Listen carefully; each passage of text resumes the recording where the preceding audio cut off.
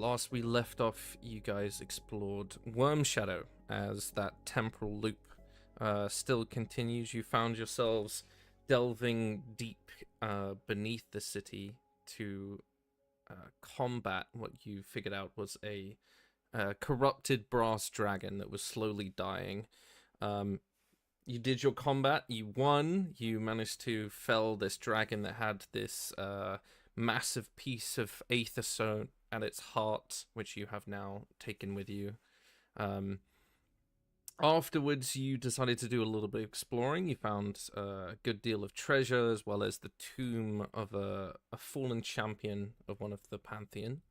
And upon casting Speak with Dead, you managed to create a link from him to his god, and resurrected him, and he gave you some answers to your questions before saying that he needed to retire to once again convene with his gods. After that, seeing that the city was back functioning again, you made the decision to go east rather than north, and we pick up a week into that journey as you're moving east. Obviously, you have your cart, which you are now sort of trundling along in. How would you guys orientate yourselves? Would you work in like shifts? Would you always have the same people driving? What would you, if anything, would you change as you're sort of traveling along? Ku is definitely taking shifts as lookout, but not driving. Okay. I think Gio and Bellini would take shifts driving. Yeah. Agree. I might not be as perceptive as Ku, but I'll also be lookout, scout, and when I see something, I'll hit hard at least. Okay.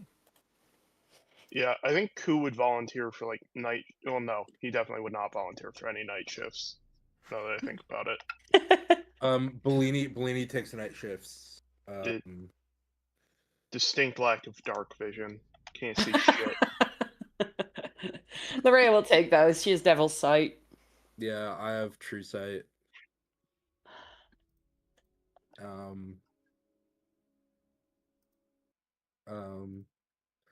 I mean, I could cast Dark Vision on you and then go to bed. Isn't that only for like an hour? That's a great question. I remember it being distinctly a really stupid short amount of time. No, it's 8 hours. Oh.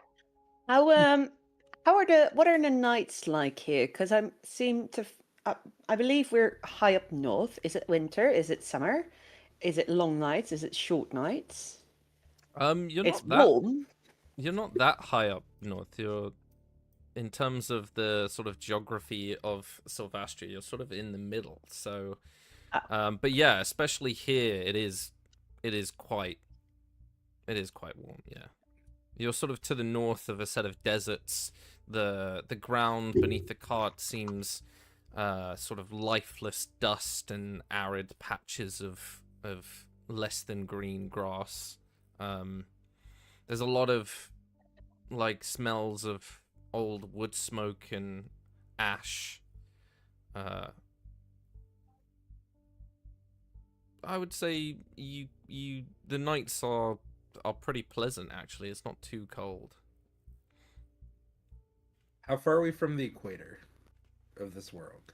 Of this world? Does it have similar like equator? It's warmer close to the equator, colder towards the poles? No, not really. Damn it. There's two sets of sort of pockets of intense heat, and those are either in the south of Sabzathul or in the south of Ixalora, and they're like pinpoints north and very south of each other.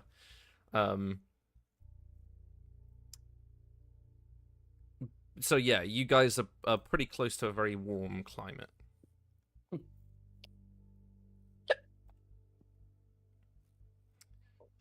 Yeah. As we move along that sort of highway, you can see that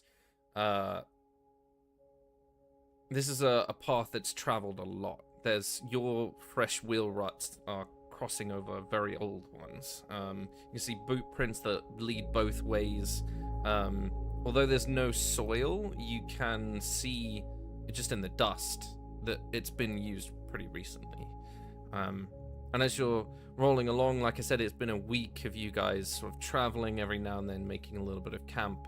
Can you pick someone to make a survival check for me? I can. I'm good at this. Using the dice I got at the NADPOD live show last night, I got an 18 total. An 18.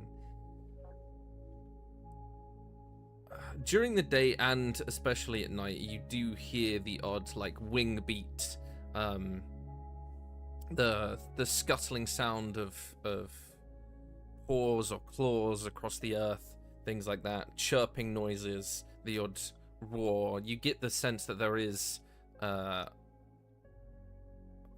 animals or creatures that you are not used to in your surroundings. So like you guys said, you are taking shifts to make sure nothing attacks you, essentially. With that image of those ashen crawlers, those insects that came from beneath the ground, very much in your head. As you are moving along, you watch as out of the set of it's like a dense patch of very dead trees, and out from a patch of it, a massive ox-looking creature with 6 legs comes running straight across the path. You can hear a set of birds, you're not too sure what type, sort of flit from the branches of these dead trees in a sudden rush, wings beating. The undergrowth, as much you can still see through a lot of it because there's no greenery, seems to break as that creature moves across the tracks. It doesn't slow at all, it's just making one direction straight across the track.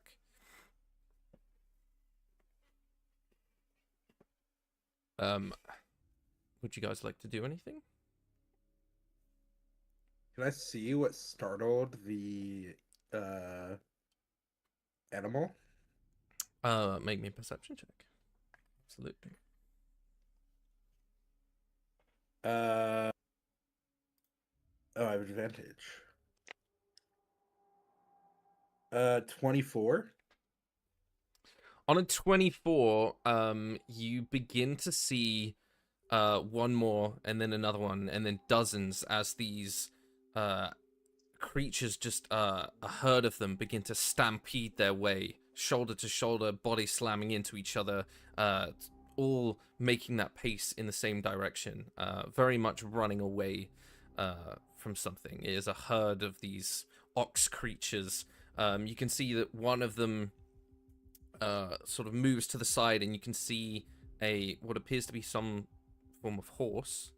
Like, it is quite large, but it is some form of steed. It's got a harness half dragging off of its flank, and you can see a piece of wood has been splintered into its side.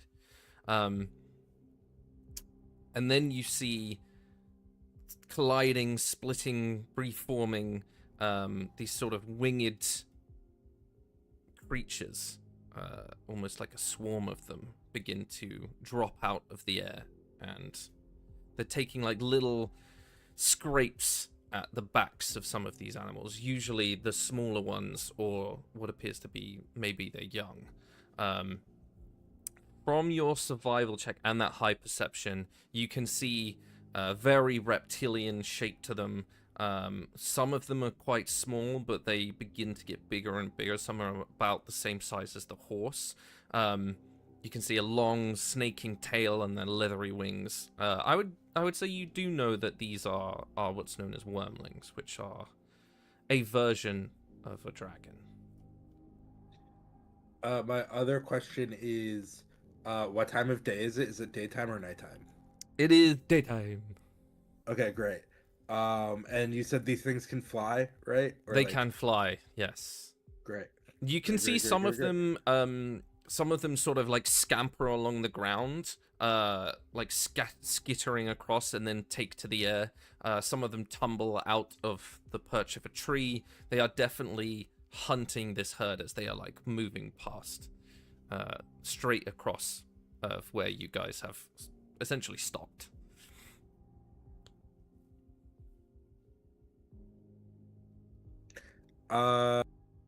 I just kind of look at the group and I go, well, I have no urgency to fight a swarm of wormlings. It seems like neither. they'd just be out hunting. As Same. long as they don't try to fuck with us, I just pull the reins and I make the cart walk backwards a couple feet. Mm-hmm. And I just kind of keep the horses or mules or whatever is pulling this cart and wagon calm, and I just wait for the herd to pass. Okay, can you make me an animal handling, as those horses do begin to sort of snort, and you can tell that they want to rear and bolt. Yeah. Assist I in his also... animal handling. Yeah, I'll take it. How are you assisting? What is your plan? I'm gonna take one of the reins. Okay. Just Yeah. to make it a little bit easier. Need be, I have one hand on the rein, one hand on my staff, ready to cast animal friendship on the steeds. Okay. Go ahead and roll with That's advantage. that's a nat 20 on advantage. I rolled a 2 and a dirty and a 20, so that's a 23 total. Okay, yeah, you begin to sort of calm the horses, and they stop stamping their feet. You watch as these wings flare. You can see one of them snaps and misses one of the younger of these creatures, catches a little bit of flesh as the herd continues. You can see another one sort of alights, dragging part of what appears to be a trampled carcass, sort of free from the rest of this stampede, and it's clamping down, the wings sort of flaring out as it begins to dig into the corpse. And there's a moment where its head turns to you guys, and then looks up, and you can tell that it's aware of something beyond you, and then sort of disappears into the brush, dragging a piece of this creature through the undergrowth, and you see it begins to alight back into the air, sort of clutching this massive piece of meat in its talons. As the herd passes through, it begins to sort of break out into these slower and slower waves, and then a few stragglers, and then nothing. And as that sort of clears, you can hear the sort of splintered wood of all of the dead trees that had been smashed. You can hear a low strained noise off in front of you, to the side, of something that clearly did not get clear of whatever this is in time. You said they were aware of something beyond us. What is beyond us? Can we see anything behind it? I'm assuming you mean behind then, in that case, right? Yes. Make me a perception check. Can I help her? Are you proficient in your perception? Yes, I'm proficient. I have advantage, and I have a cool cloak with many, many eyes, and 120 Yes, you- feet of true sight. Well, you can help her, sure. Yeah, So she can have advantage. yeah. I go, oh, look over there. Let's see, a 7 with advantage. Unfortunately, you sort of look back to see if you can see anything, but the way that it was looking continues into this, like, it's quite a dense patch of these dead trees. Although they have no greenery, the way they're alighted, you can't actually see much past the sort of trunks because they cross over each other. I'd say for you, Bellini, because you're still trying to make sure the horses don't bolt, you are looking forwards, but with your high perception, you can see that the sort of deep gouges and where the hooves and whatever they have dragged with them across this road in front of it and to the side, there is another wagon that's tipped onto its side, sort of one wheel snapped clean, and seems to have been pushed onto the road that you're on. You can see contents have spilled everywhere. There's loads of grain sort of soaking into the mud, like these massive bags of sacks. You can see a mule is pinned beneath part of the frame and it's struggling, sort of foaming at the mouth, and you can see that like pieces of wood have impaled it into the ground. Amongst them, you can see a couple of the carcasses of these younger of the six-legged oxen, and leaning back without you guys even needing to get closer because of his true sight, you can see a man sort of one hand braced against where this cart is tipped over, and he has a piece of wood spearing him into the cart through his shoulder.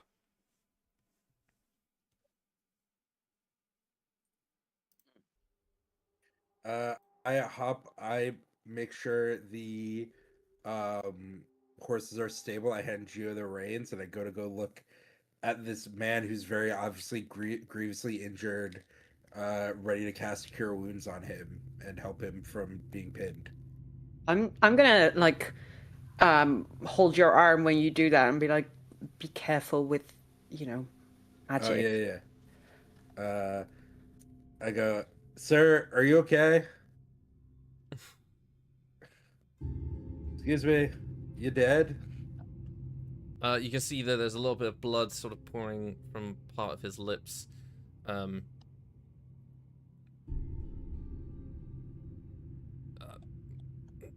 not dead, but I don't think I can move. I go, okay. Is this a magister or is it just a dude? He seems dressed in very plain clothes. I wouldn't say you'd be able to tell from even with your sight.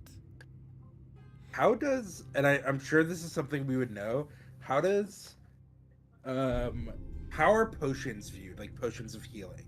Something that is obviously a magical object, but is not magic being cast and is made via alchemy, not magic.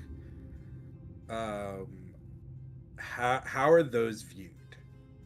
Like, is there a potion shop in towns?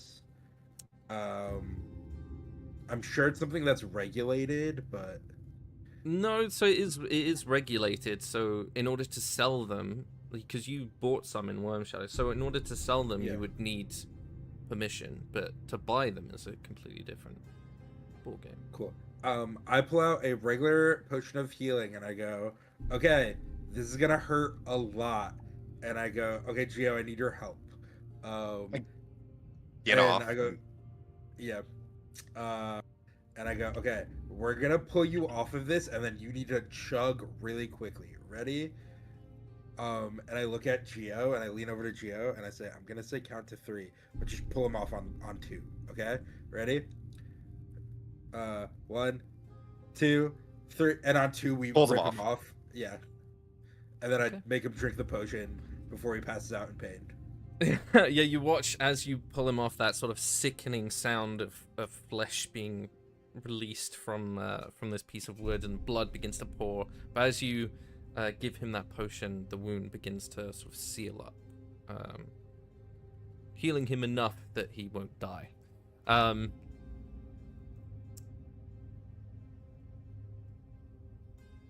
As you're doing that, can I have Loraya and Ku, can you make me perception checks? I was worried about this. I look behind me and I say, I don't see anything, but be on your guard. I rolled a 2. 25. Jesus Christ. Yeah, Ku, you sort of like look around and you can tell that on one side the land sort of moves up slightly, and these oxen creatures clearly went up and over and then down, and that's why they had so much speed coming through this road, and stood on the hill is, I'd say on the 24 you can see pretty good detail of who they are. That you can see a sort of older, weathered woman, sort of a cloak pulled against the morning wind. She looks very plain, like there's nothing fancy about it, and she just seems to be leaning on maybe a walking stick, just sort of head tilted, looking at your collective. I'll point her out to Larea. I can't do much from where we are, but I'll just gesture to her. How far did you say she was? Great question. Let's find out. Is it like shouting distance or beyond that? It's about 150 feet. Yeah, that tells me nothing. I'll Google it. Okay. It's yeah, pretty far. yeah, that's far. That's beyond shouting distance. All right, I'll keep an eye on her. I'm with my back turned to the situation going on with the man. With my back turned to the group, I'm like laser focused on her, just to keep an eye out. I'm very uncomfortable currently. Okay. For the two I'll send of Morrow you... to scout. Actually, I'll be like, keep an eye on her. Look what's behind her, and I'll send him off. Okay. For Bellini and Gio, as you sort of heal him up, he seems to be just thanking you, sort of nodded, looking at what is probably his wares, and sort of trying to figure out if the cart's still usable, which it isn't, because the horse is dying. He doesn't seem hostile in any sense. He seems more concerned about the items that have now fallen from this cart. But for Yuku, as again with that very high perception, as you sort of point her out and move your eyes across, you can see like a rather large looking white bird land on one of the tree branches. And as you're looking around, you then see like it seems to be like a very small bear that sort of ambles through parts of the trees. For Morrow, as he's sort of taking flight, you can see that not behind her, but spaced out in front of you guys, about another 50-60 feet in front, there's two more people sort of waiting in the tree lines, and they're dressed very similar. These ones have sort of it looks a lot like patched threaded cloaks with the hoods up. One of them's sort of leaning on a bow, just sort of bending it slightly, using it as a crutch, and the other one's twirling a sword ever so slightly, like just absent-mindedly, but they're not moving towards you. They're sort of talking with each other about something, and then they seem to point at markings in the road and then point in front of them, which is off to the side where the stampede went, and they just seem to be talking about something.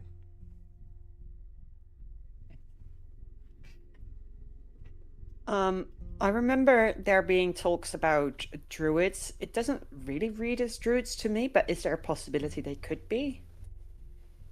Make me an insight check. I don't want any more wisdom checks. Yeah, I'm God, good at damn it. these. I'm like- 13. It's not the worst, but It would make sense. Yeah, it would make sense. I would say because of where you come from, there is a very typical sense of what druids in Cyrusia, and especially in Spirewood, are like.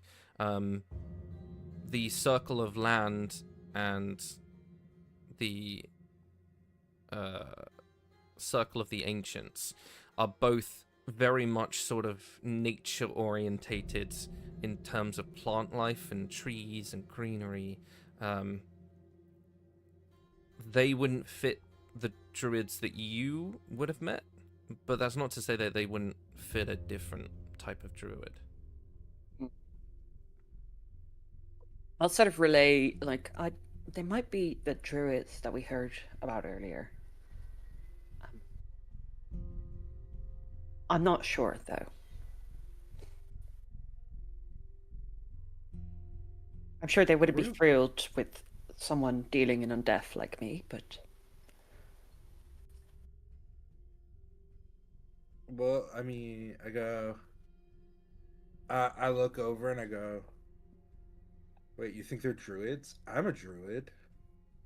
I've only ever met wildfire druid. No, wait, no, I didn't go with you to the druid enclave that you guys told me about. Is this the first time Bellini's meeting other druids that aren't his family?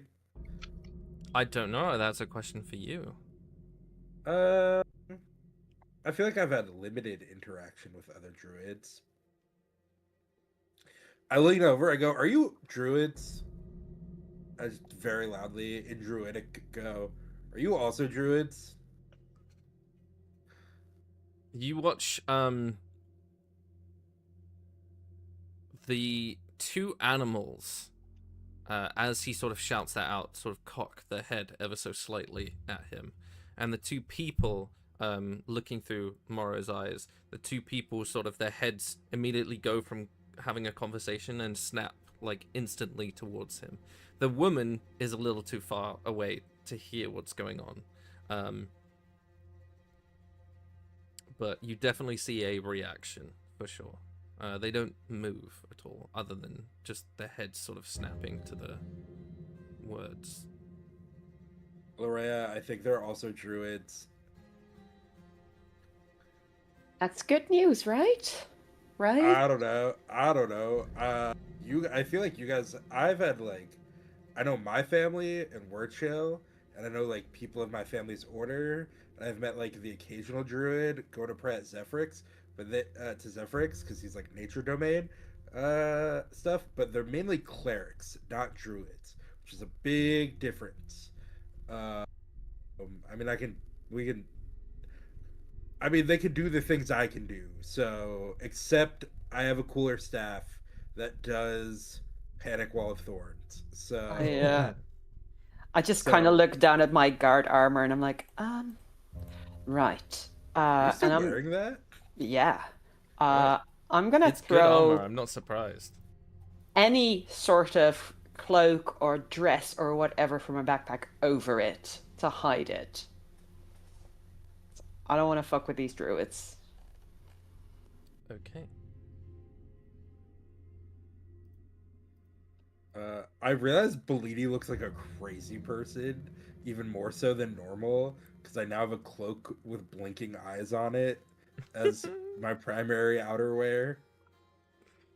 And they show through whatever clothing I'm wearing, apparently. So. Okay, I'm not wearing any pants. Yeah, but that's usual for you. Do GIF wear... No, we've only met one other GIF. Does Boomfist wear pants? Yes. Yes. Yes, he does wear pants. Okay. Doomfist from Overwatch, or? No, Boomfist, the other GIF. B-O-O-M. Yeah. I look over at Koo and I go, well, I don't know. We have a man now, and there's some other people, and this horse is dying. And now there are druids. Also items on the ground. Oh yeah, his cart full of stuff fell over. I'll go ahead and talk to the man. Now that everyone has seen the druids, I feel like safe enough to divert my attention again. Sorry. Sorry, are the druids doing anything to help this man? Are they just kind of indifferent to him existing? They would definitely I'm a bit confused.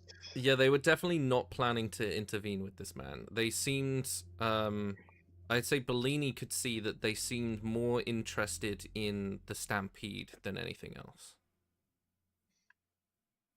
And they're just hanging out, not really doing anything? Yeah, at this point? they seem to be cautious of, you guys, especially as Bellini said what he said and their heads sort of moved. They just look like they're sort of waiting to see what you do rather than the other way around.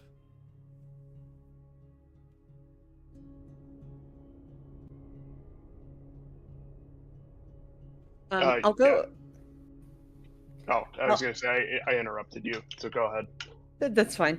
I'll go to the man that we rescued, and I'll ask him, "What's your name? Where were you heading to?"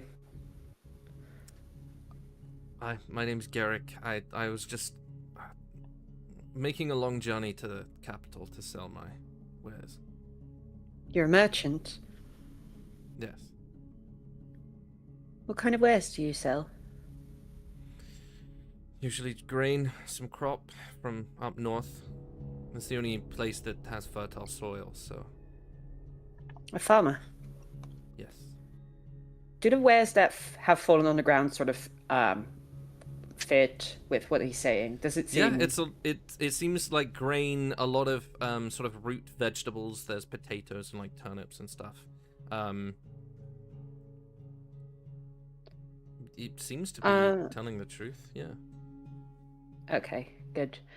I'll point to the horse and I'll say, I'm not sure whether he's going to survive. You might be able to travel with us, but I'm wondering if you've had any dealings with the good folks at the horizon here. Because they seem to be watching us.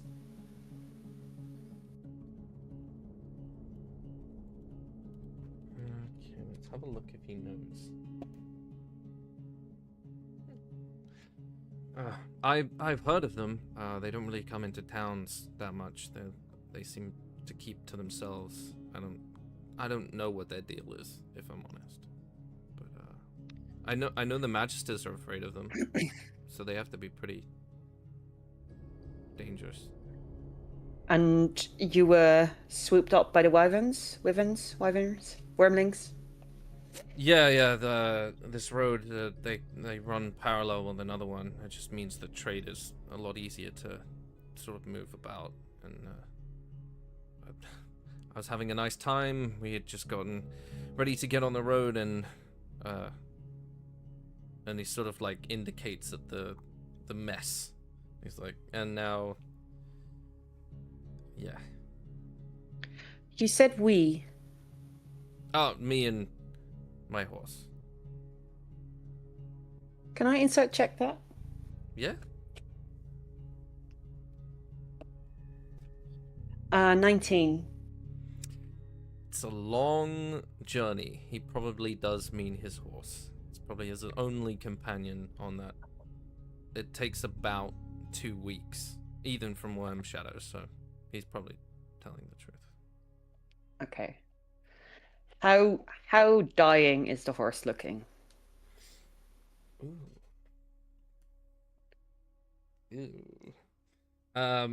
I would say as you sort of think that and look over, you can tell that like the gasping is drawing very slow, and the amount of damage that this horse has suffered, it's kind of irreparable at this point.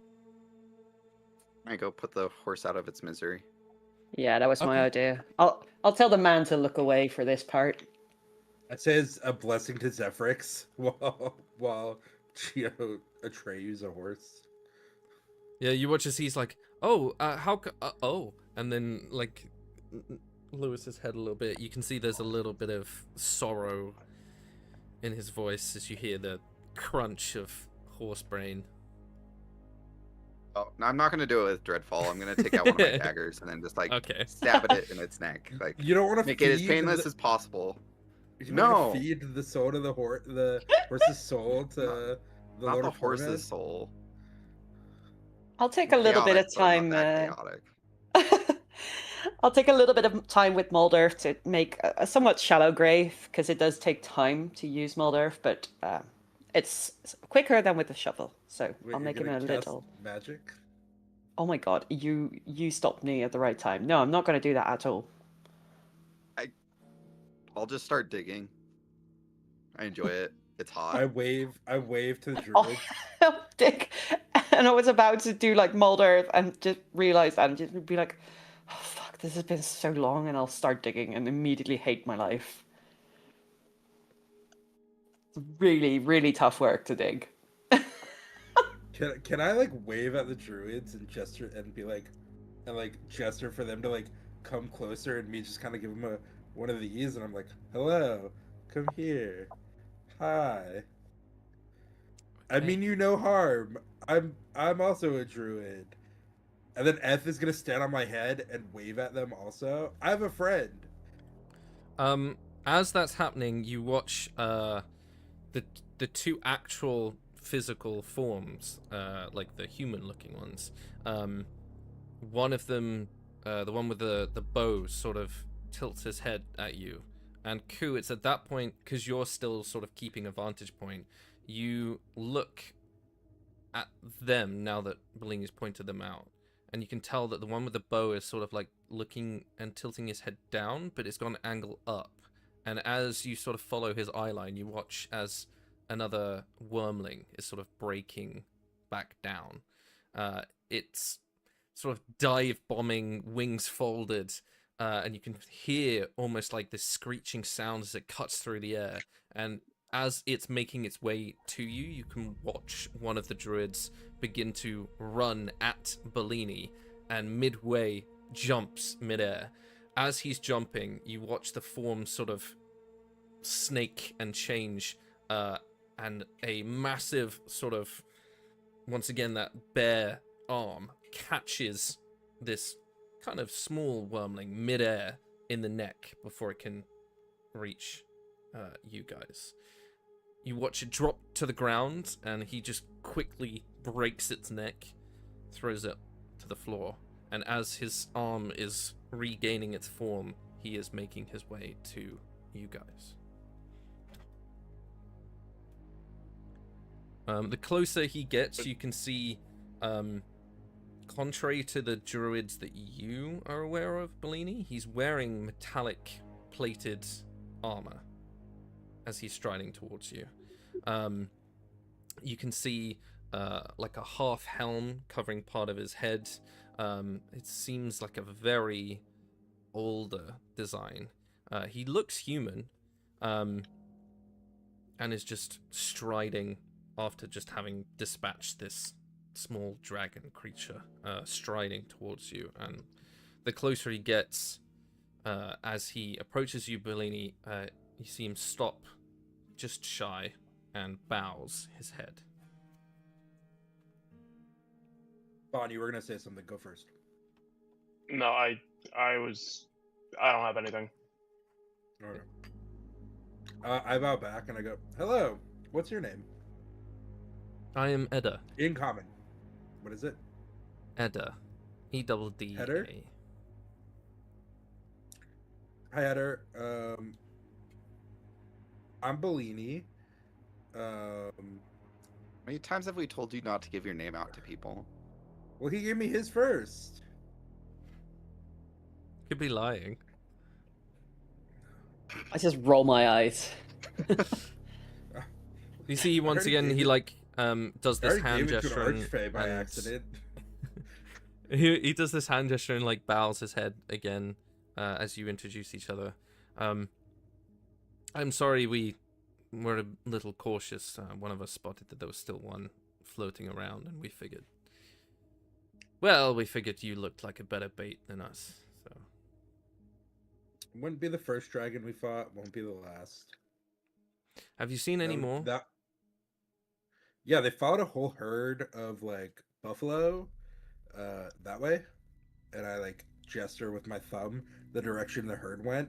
There was like, I don't know, a bunch of them, but we didn't want to fight a whole herd of them, so we just kind of went, they're hunting. It's the circle of life, and it rules us all. And yeah, but yeah, we're on our way to the capital, but this dude's horse is dead and his wagon's a little broken, so unfortunate timing. You watch the second human druid approach behind him, and as he does, you watch him sort of absent-mindedly as the two druids are talking to each other. He sort of walks around Bellini, sort of inspecting him. You see every now and then he sort of like leans down to look at Eth, and then it's definitely sizing him up. But I wouldn't say it looks hostile, they're just curious. The eyes on my cloak just follow him the entire time because they can move and blink. Gio's gonna growl a little bit too. You watch as he like looks up and then begins like doing the same thing to you and like tilting his head. You watch as he says something to Edda, and I don't think you understand the dialect, but you know it's definitely Druidic, so you get the sense that he's asking him a question about Gio. And Edda sort of looks at Gio and then like shakes his head and he's like, no, I don't think so.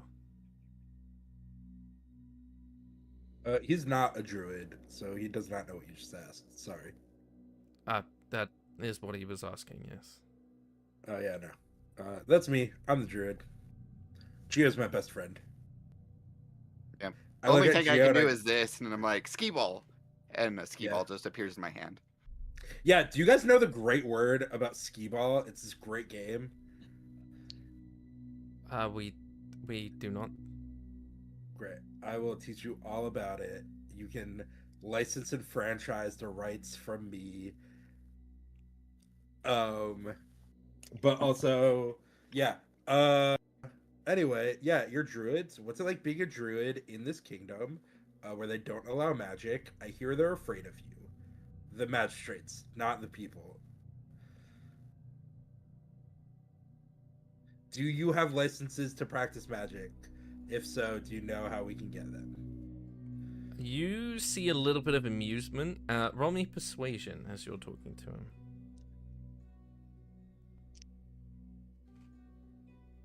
That's a 17 plus 4, 21.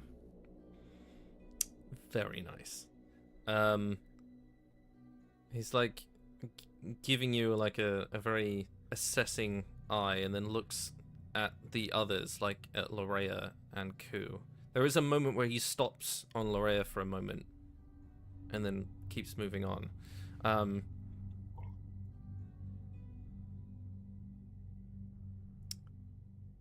Druids in this land are exempt from restrictions like that.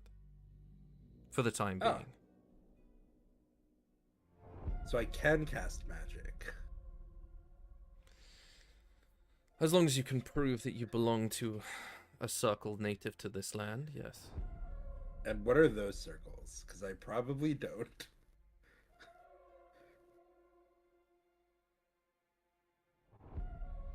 I got a buddy. I think on that high of a persuasion roll, he sort of like motions, and you watch as the old woman begins to make her way down. The two animals sort of trundle their way up, but they don't shift forms if they can. They just sort of, like the bear sits down on his hind legs quite cutely. Pull out my tea set out of my bag, and I just heat up a teapot with my hand and make everyone tea.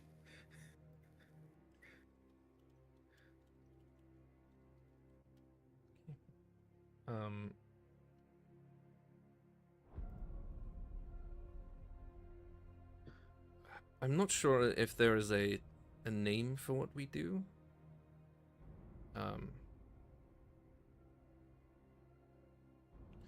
Some of us hail from further north in Kaloria. That would be the circle of stars. I'm not one of those. I'm more kind of fire-based. Ah, and he sort of says something, and you watch as the one with the sort of, again, he's also wearing sort of metallic armor, and he's wielding a sword, sort of like tilts his head back at you, and you watch as he tilts his head, ever so slightly, there's a little like glowing ember on his shoulder that sort of flickers, ever so slightly. And, like, Do tilts you his head also again. have a friend that appears and explodes into fireballs? I do not know. I have a companion, Oh. but not to the level that you do. Oh. Cool. Well, I'm a fire druid. Also, real quick, how are y'all wearing metal armor? This land is ingenious with its technology. We must move with the times as they do.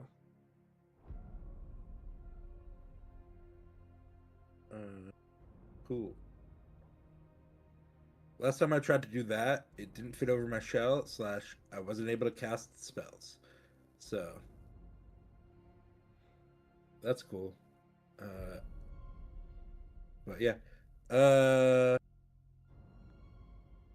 Cool. One sec. And I like pull the crew in to sidebar / huddle real quick, and I go, cool, we have these druids. I don't know what to do. I might just it's cool to meet them, but I don't apparently need a permit, but you all do to cast magic.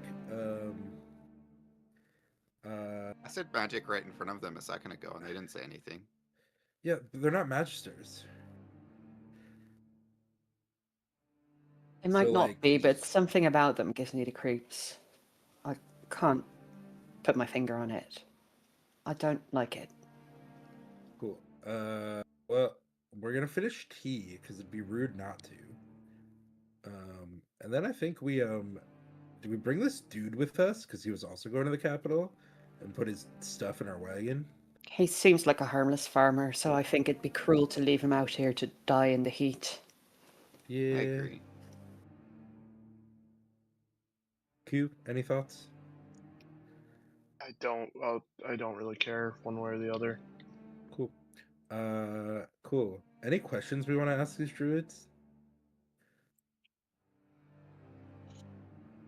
None that come to mind currently. Cool. Nope. Cool. And I like turn back to them, and I go, "Listen, it's very nice to meet y'all. Hold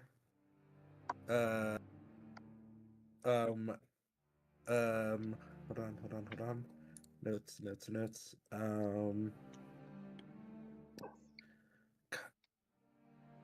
Okay, pause. Out of question. Out of context. Like, I know Sheer told Loraya as part of their deal, we can find info on F. on like F and the knowledge of the Flamekeeper and Emberlight, which is the Astrofall Loomis, which is in the capital city, right? It was in the library of Etherholm, I think. It Etherholm, was yeah.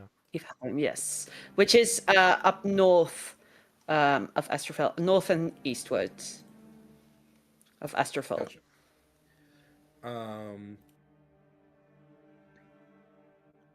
Do I like look at? I don't. Did you tell Bellini this information? Okay. Last session, yes. Great. Cool. Right around the end. Cool. I just wanted to make sure that I wasn't like metagaming knowledge. No. And I go, I have a question. What do y'all know where Etherholm is, by chance? Yes, I it's asked the druids. the easternmost part of Sepsithol. Oh, cool. I hear there's a library there that I want to go visit. I wouldn't know. We're not allowed there. Like druids, you individually, general populace. I don't. Our group, our collective, isn't allowed there. I don't know if they can tell the difference, if I'm honest. And what is your collective called?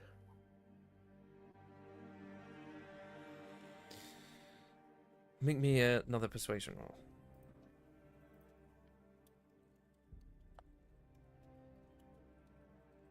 I'm gonna burn a luck point because that's a 1. That's much better. That is a 18.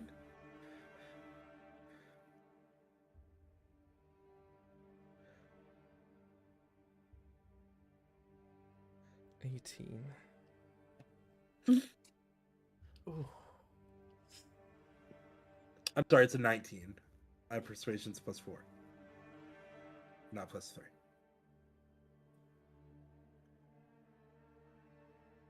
We are the Fallen Thorns.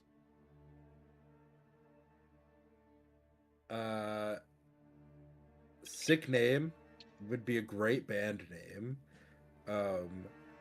I don't know what that means.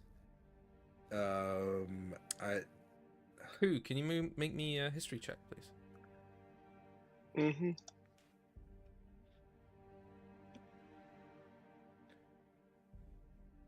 Big ol' 8. We'll give you another chance. You can have advantage because of your backstory. Your background. Big ol' 13. It's enough to know that any missive from Sabsithal in reference to the Fallen Thorns is, they usually call them terrorists. They are not well thought of. Well, I can't really share that in front of these people. They're terrorists! Okay. No, that's fine. Can I do a look over at the guy who held his gaze a little bit longer on me? I'm just gonna have like Morrow perch on my shoulders because I feel really like not intimidated, but really uncomfortable with these people. Okay, yeah, the one that seems to be some form of wildfire druid. He does every now and then, as you have Morrow alight and you kind of keep an eye on him, he begins to notice and kind of like keeps the stare back. If you want, you can make an insight check with advantage because you can have Morrow help you.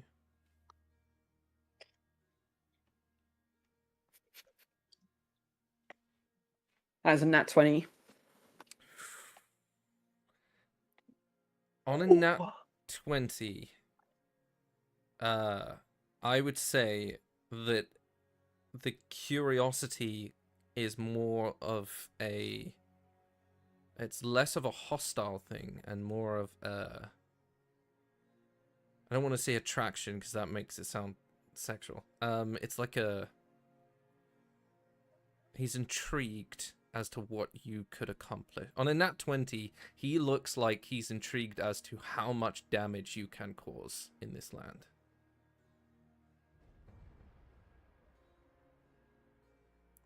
He's like attracted to the idea of how much chaos you might be able to unleash with that nat 20.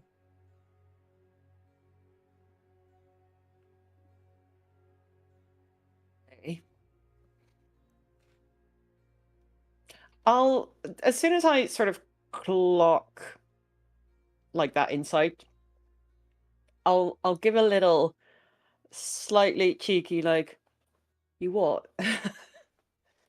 Yeah, you watch as he What are you like looking moves at? his head back a little bit, and then there's like a little smile as he's just, and then he looks at Geo to see if he does anything, just to check because you are massive, and then like He spits at the ground right in front of him.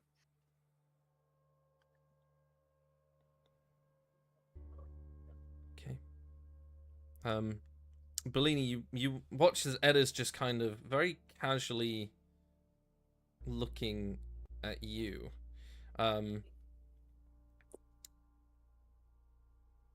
As he can sense that the conversation's sort of moving towards an end, Have you seen any more of these creatures? Yeah. The one, whatever you did to like stretch and grow your arm, cool. Didn't know druids could do that. Two, yeah, there's a whole herd of them there's a whole bunch of them chasing that herd of buffaloes. We've been tracking those. I meant, have you seen any others on your journey? Not so far. Okay. We Yeah. have to try and cull the population, otherwise they begin to attack nearby towns. Oh. Well, if we spot any more on their own or whatnot, maybe we'll fight them. Depends on if it's safe for us to do so. You watch as the other one says something in Druidic, and he like nods and smirks, and he's like, and their blood is highly flammable, so that comes in handy. Ah, cool. I write that down. Geo, remember that. I need to make Well, more bombs. I'm running low. I still have bombs, so Great. and I can cast firebolt, so we're good. Yeah. Are you? You said you're headed to the capital? Yeah. We're technically diplomats, so I would be careful with being a druid in that city. You can cast magic, sure, but people won't like you very much. They might assume that you're with us, so. I could also just be a turtle. True. I could also just be a cleric to Zephrix. Whatever keeps you safe. Cool. How long has your spirit been with you? Most of my life. I kind of woke up at one point, and he lived in my childhood sack doll. Interesting. It's just usually they don't have so much sentience. He's cool. He's chill. That's kind of a real one. Give Ethan a low 5. He's got to jump to reach your hand.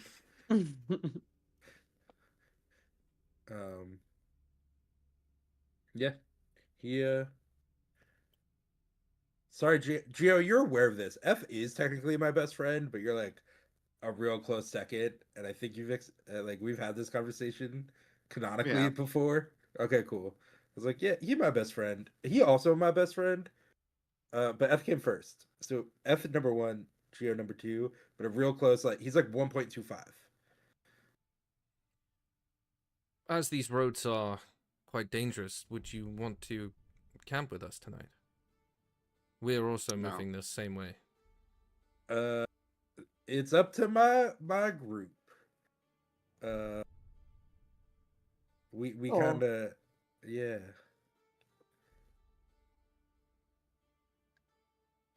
Let me ask my friends, and I turn around and we huddle up again, and I go, do we want to camp with the druids? We can say no. I say no. Go ahead. Oh. I'd say keep your friends close and your enemies closer, and I don't know how close I want these people, but close I do want them. Weirdly. I'll share like quietly that they are thought of as basically terrorists. I don't know why we would want to camp with them. Cool. I turn around and I go, thank you so much for the offer.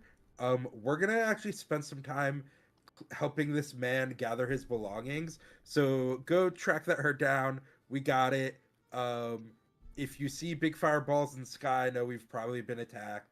But like we're gonna help our friend here gather supplies, and since we're already heading to the capital, we're gonna bring him with us. So thank you so much for the offer, but you know, if you see us as we're passing by, say hi, but I don't want to hold y'all up. I know you have a herd to call, so good luck. Now that Okay. Ku has revealed that they're terrorists, Lorrea is sort of longingly looking at the group like, oh. And I'm gonna see start he- helping the old man. You see, he nods and like bows his head to you, Bellini. So like looks up at Gio, and then sort of inches himself a little bit away. The two of them and the bear and this bird do actually leave you to help this man, and you watch as they walk up to the old woman who's just about reached you at this point, and they seem to be conversing with her, and she sort of nods her head, shrugs. I offer her tea and cookies, like my mother would want me to, and I go, "I'm so sorry. It seems we're leaving, but your name is. I'm sorry. And what is your role in this?" They seem to answer to you. Lena has like jogged over to them.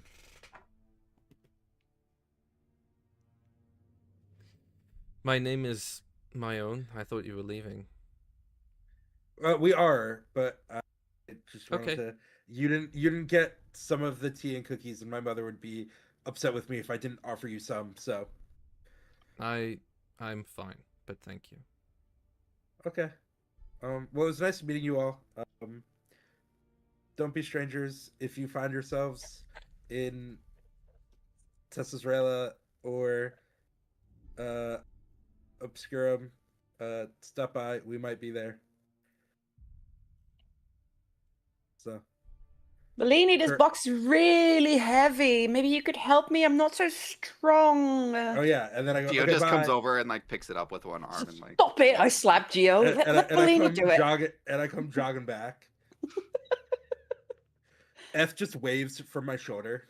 Zeph assumably knows better, but also knows Bellini's an idiot. So Okay. You watch as they talk amongst themselves a little bit further away. You can see the older woman, like you rightfully guessed, indicates two of them to follow, and they sort of run off in the direction of the herd. You see her and the two sort of animal companions walk back up the hill and sort of disappear out of view. As you guys are helping this old man, he just seems very thankful.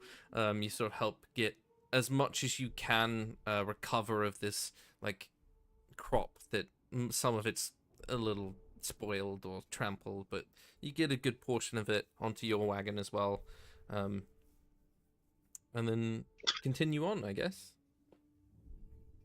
Bellini, why'd you tell him where we live? You don't tell terrorists where we live. aren't we sometimes terrorists? We're good terrorists. And we're I mean- usually not the people that cause the problem. We're just Okay. fixing a problem that someone else was causing. Okay, but how do we know they caused the problem and it's not the fuck? We're from Saruja. Yes. We're in Sapsatul. Sapsul. Is it not the Sapsulian government? Like it was the Obscurum government? I think I the mean- point is we don't know. Yeah. Oh, cool. Oh, okay. Fair enough. You can see I don't the know. old man is like looking as this conversation is going on, looking between you guys. Doesn't really say much else. He's just like seated in like the back of the wagon, just like holding part of his wound because it still does hurt. And you trundle on. I ask him if he knows how to read. I know enough. Yeah. I offer him the what I've written so far of a history of skee-ball. The non journal entry part of it, just the like actual skee-ball part of it. Okay. Hand him a Not ski the ball. thing cataloging our various war crimes. You see, he's like holding the ski ball, and every now and then just like turns a page. Yeah, seems pretty interested. Yeah. Listen, if you're interested in licensing and franchising, we can talk about it. You could open your own skee-ball parlor. And then we continue on our way. Okay. Okay, what's the gift I got my dad? I know it's also a book. Please hold. I also offer him the book I got my dad. because I haven't delivered that yet because we haven't been home.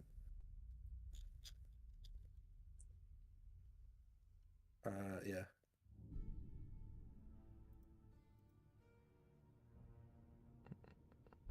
Okay.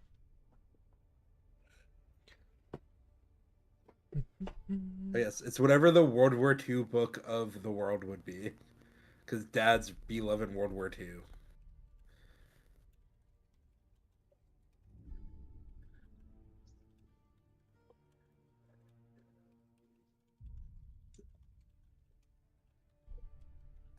Okay. And I what also do you warn guys the man do? if we get in a fight to just hide in the wagon. What do you guys do as you sort of continue down this very barren-looking highway? There's not a lot to look at other than dead trees, and that's it. Again, the guy is just reading a little bit of this journal, and you guys are free to either talk amongst yourselves or prepare things or sort of move along. What do you guys think of that old lady?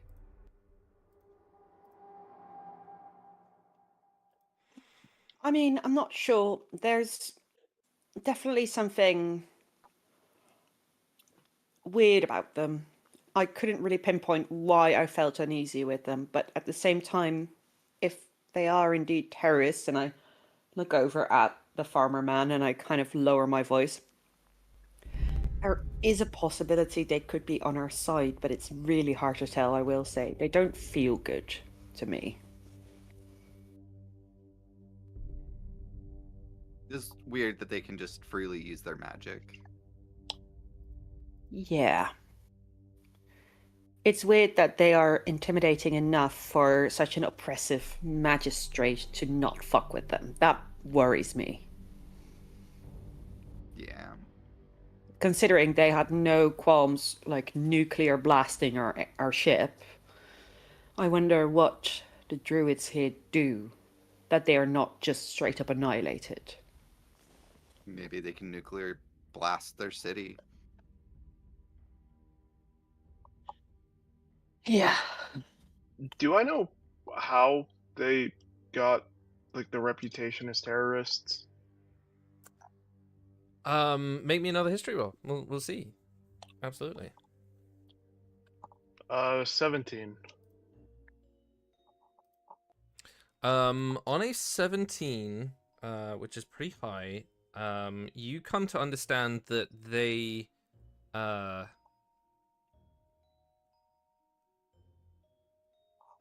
basically are just known for deliberately attacking any form of the Magisters, specifically.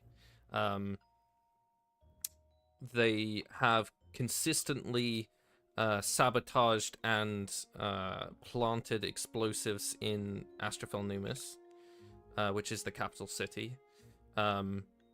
They constantly are known. Originally, they were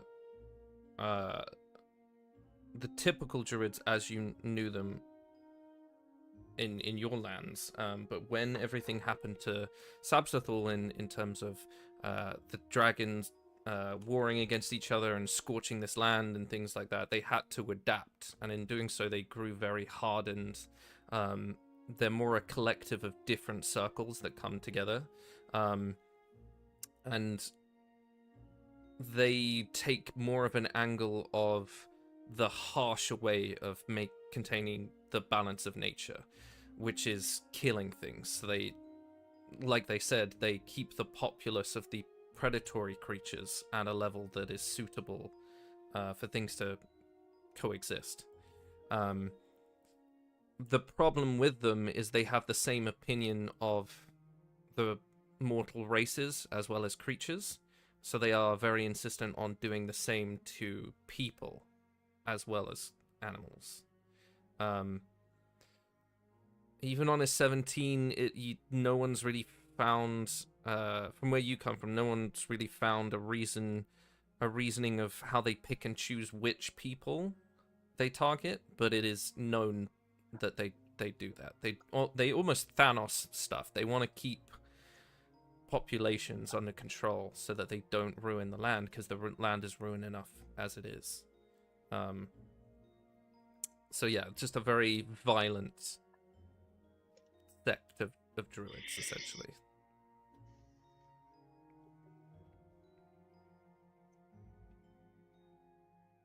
I'll share that with the team.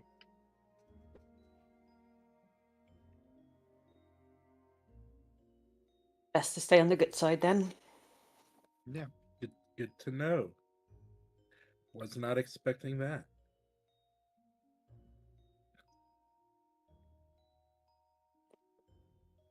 Okay.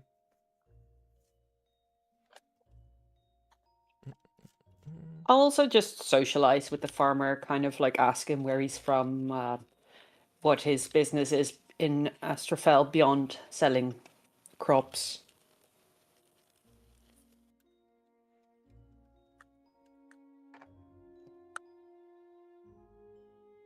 Just sort of gauge what kind of person he is.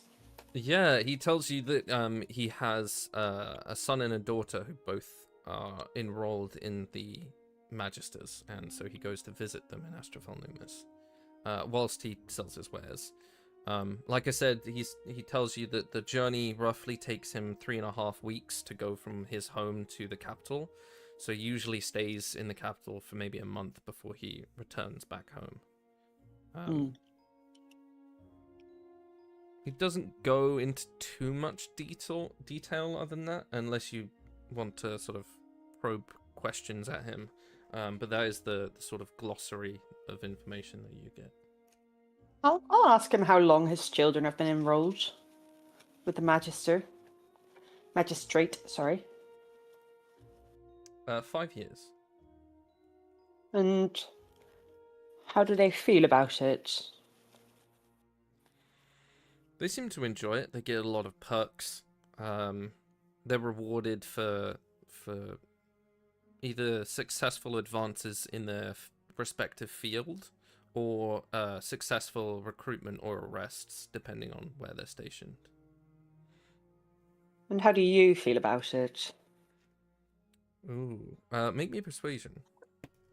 See if he wants to tell you. 15. 15 is good enough. He tells you that he thinks that he lost his children a long time ago because they're not the same people. Okay.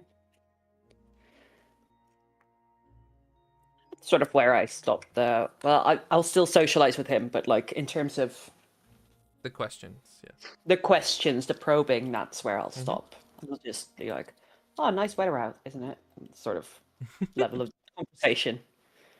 A little hot. Cool, anyway. Oh, the weather is crazy. So, grain, yeah. Cool crop. How'd you start, etc. Okay.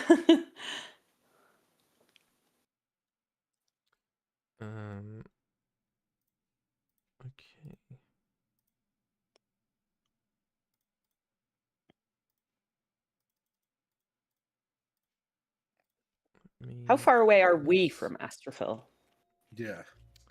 About a week at this point. So you're about Oh, cool. halfway. Fuck this Gotcha. place. I teach him how to play cards, and I take all his money. That's a lie. He I doesn't don't take have all much his money, to be honest. That's fine. I trade him for well, I don't want to take all his money. Yeah, you do. Liar. Ask him how much he Insight check. normally makes from everything that he sells. Oh yeah.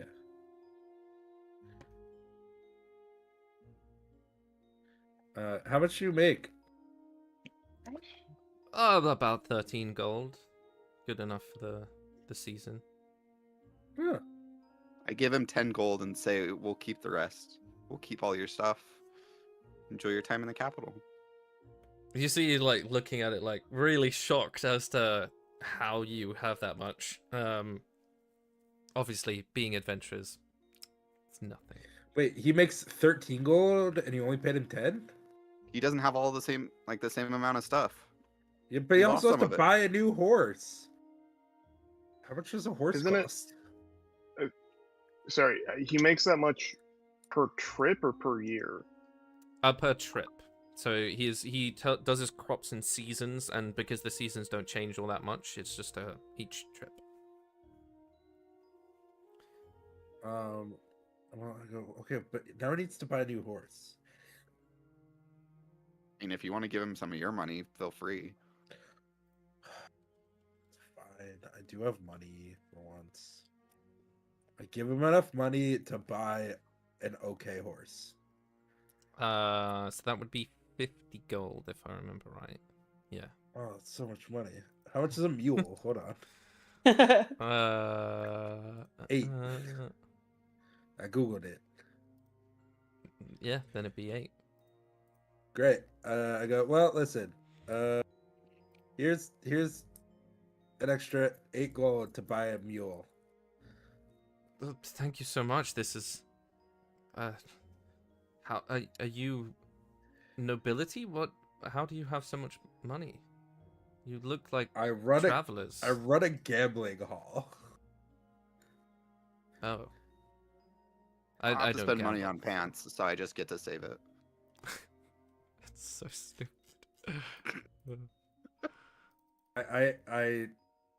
Yeah, totally. What? Yeah, I don't know. I also run a boarding house, and in work in trade of life? Question mark. I don't know. Dead people don't need their things. Yeah, that's my line. Oh yeah. I think you're rubbing off on me. I don't know. I might be going crazy. Well, Well, he's just becoming everything looks the himself, same. really. We'll see how my mom feels about this when we go visit. Do you go to brothels a lot? I asked the farmer. No, I wouldn't. I find no entertainment in that. Oh, come on. Don't be cheeky. There has to be good ones in Astrophil, in the capital. Surely there's good brothels there. I'm not familiar, miss. I'm sorry. I don't buy it for a second, but fine, keep your privacy. Just wondering.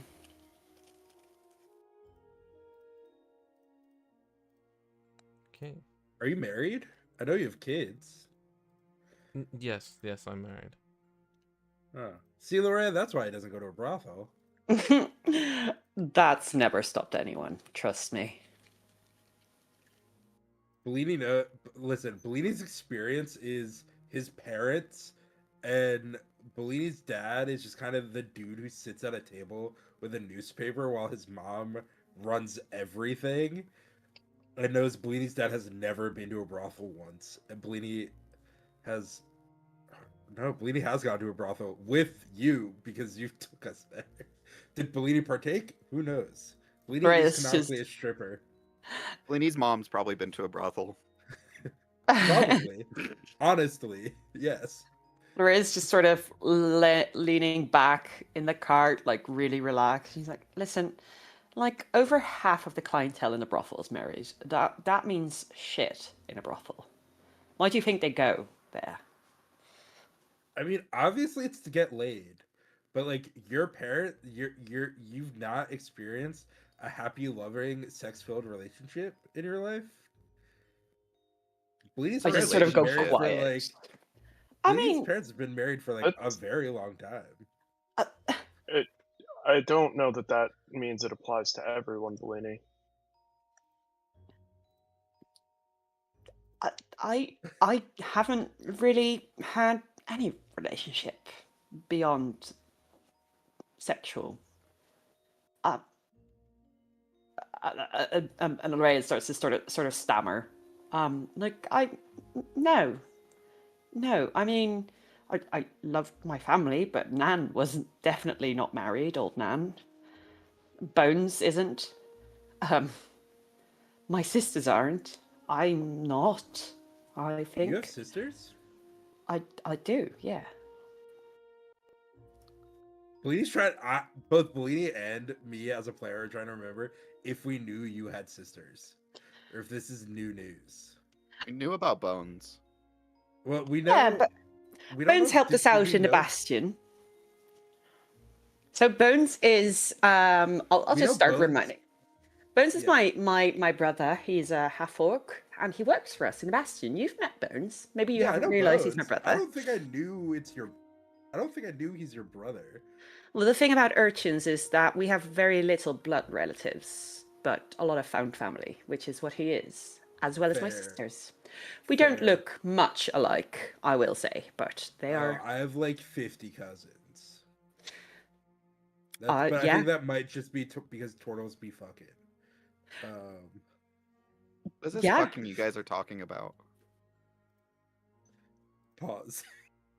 Geo. Wait, what? We've already like Geo doesn't know what you guys are talking about. Last time we brought this up, the conversation had to end. I just sort I of think look I at know this. Bellini and at Ku and like, okay, so listen, when one person loves another person very much, and I'll start doing the birds and the bees talk to Geo, or when they don't love each other very much, that is very often the case as well. Then the round peg goes into the round hole, and they make a baby. So that's how I was made. Yes, I don't know my assume. parents. I don't remember a lot. I don't know them either. You don't need wait, to know but them to I be was made. hatched out of an egg. Wait, but hold. Where are the eggs involved? So some of us have them inside, and others, like your mother, poop them out. This is the I'm not I love sure how that conversation. works with hippos. No, I'm pretty sure Hippos. probably hippos are birthed. mammals. Yeah, hippos are mammals. they're Or probably mammalian. yes, hippos, but gifts. I think I would get to Yeah, a they're birth. mammalian. Yeah. Listen, I'm not from here. That's all I remember. that's also true. Maybe you're made of So- stardust. Yeah. He like looks at his hand and he's like poking it. And then another ski ball appears and he just eats it. He feels very You should- awkward. Perhaps you can try our talk out in Astrofall in one of the brothels. I'm sure there are some accommodations for likes of you as well. I'm sure there's somebody really into GIF, just like there are people who are into turtles. And you're rich. That helps. There'll be a lot of people who will welcome you in the brothel. Yeah, do not spend all of your money at the brothel though. You do not say how much you have. You ask them what their rates are, and if they don't give you a finite price, walk away. Right, Lorraine? I don't have any money. I don't know what you guys are talking about. Why does Yeah. Bellini know that? Bleedy's a Well, businessman. He Bleedy does knows. own a gambling hall. Yeah. Bellini might have unrealistic, very healthy relationship expectations, but Bellini also knows not how to not get scammed. Does he follow his own advice all the time? No. Has he been scammed? Yes. You're Bellini scammed by giving also- someone your name. Yeah. Bellini also is canonically a stripper, so he does know how to milk money from people. And only money. I love how this is what we spent like 10 minutes of our session with. Yeah, a it's hard just like out. you guys were in like 90 trundling minutes on. along. You're not stopping us, Lycane. Yeah. So I'm just enjoying the You- conversation, to be honest. It is quite I mean, funny. we're just traveling. was this so- your first birds and the bees talk as well? Do we have to catch you up to speed? Yeah. Mine? No. Lycane's. Lycane's. It's my first like hippo sex talk. Yeah. Oh, okay. So, Okay. No, Getting it's used your to- second one. Yes, that is true. that's true. Yeah.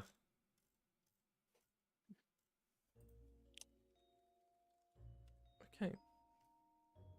As you guys continue on with your very strange conversation. How does the Eventually, farmer obviously, feel about this? I wouldn't say that he has an opinion one way or the other, if I'm honest. Great. Eventually the sun begins to set. Obviously, night begins to set in. You guys are still moving along. Are you continuing on through the night, or are we making camp? Say we continue on through the night because we don't know where the druids are. And we can take Yeah. turns Yeah. sleeping. Yeah, agree. Maybe give the horses some rest in the morning. First light. Yeah. Sure. I definitely like slow them down so they're not like being Exhausting pressed. themselves. Yeah. Yeah. And yeah, I will cast Dark Vision on Ku. And whoever else doesn't have Dark Vision. You can cast it on me too. Yeah. I'll take first round of not watch, but moving the horses. I don't need to sleep tonight, so I always sleep in the morning.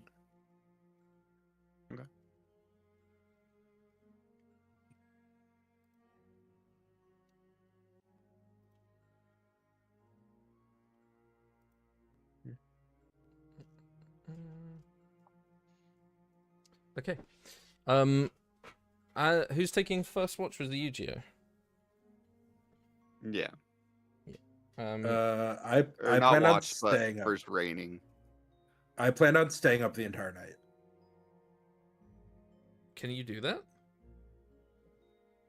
It just means I don't get spell slots back. Well, you take a point of exhaustion No. because you're not sleeping. Yeah, I'll take first watch. Okay. Yeah.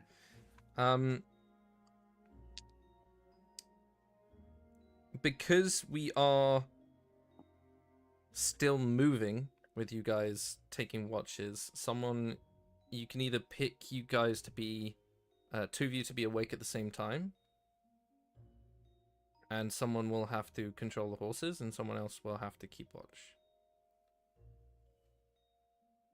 Gia's taking the first rider shift, and I'll take first watch shift.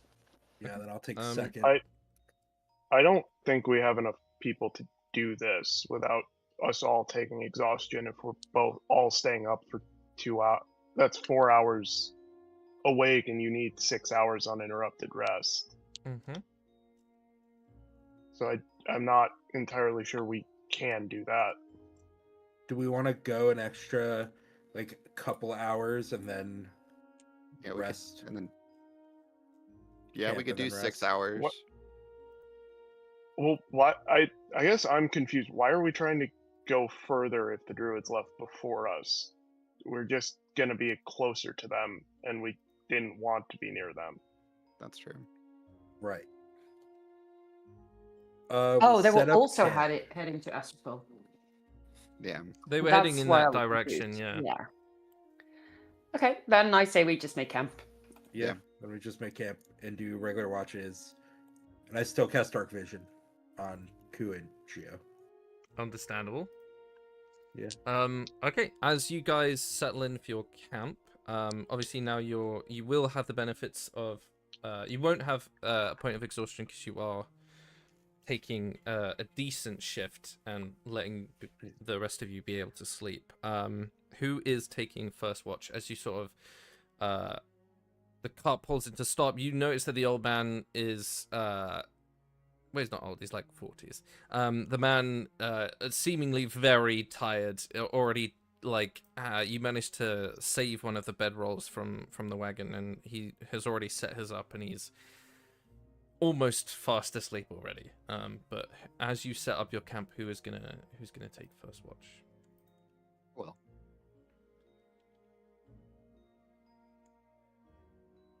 I'll take the like dead middle of the night, darkest part of the evening watch.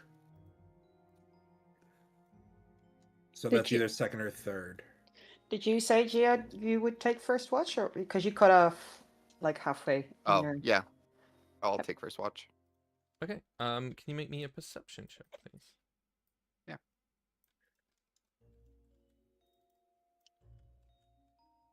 15?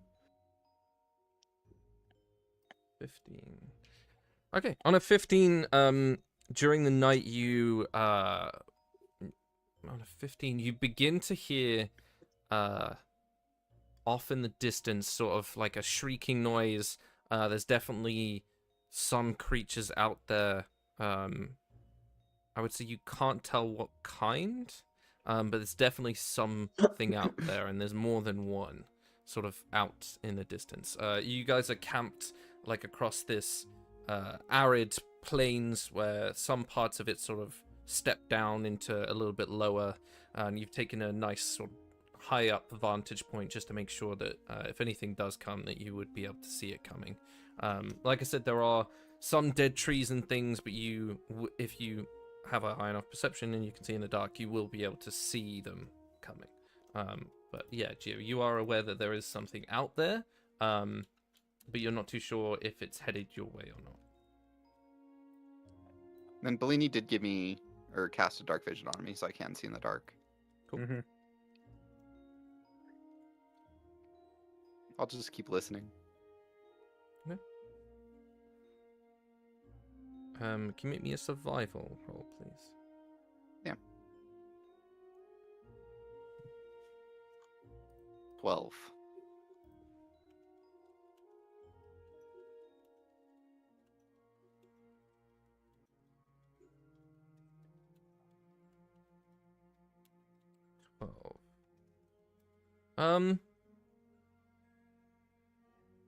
On a 12, I would say you hear the sort of squealing sound of something else being attacked, and like the odd sound of like crunching and stuff. You can tell that whatever these creatures are predatory, but like I said, you don't know if they would be coming your way yet. And as that comes to an end, obviously you have to wake up the next person on shift. Who wants to take second? I think Bellini wanted to. Yeah, whatever is the darkest part of the night, I'll take second watch. Yeah. Okay. I'll go wake up Bellini. Okay. Bellini, Yeah. how far is your true sight? 120 feet. Okay. Make me a perception check with advantage. Do I get double advantage? No. 'Cause I already have advantage. 25.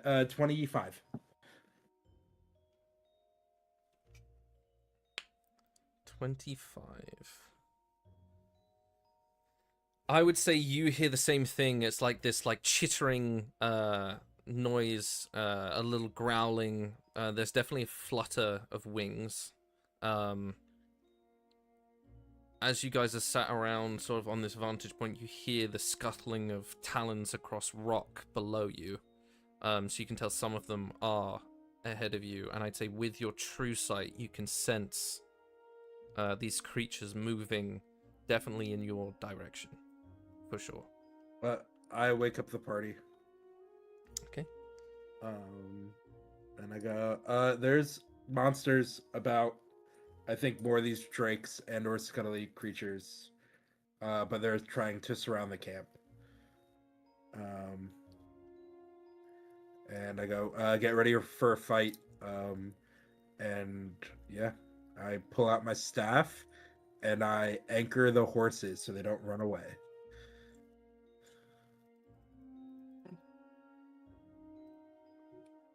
I'll get ready to fight. I will as well. Do we have like a campfire or anything going? I would have, Yeah. I would have thought so. Yeah. Okay. I also am making prepared sure. to cast daylight. Can everybody roll initiative for me? And if you want Yes, to sir. open Tailspire, Yeah. you can. Oh my God, why do I always roll so garbage? I rolled a nat 1 for a 3. Okay, I rolled a 5. I rolled a 18. 18.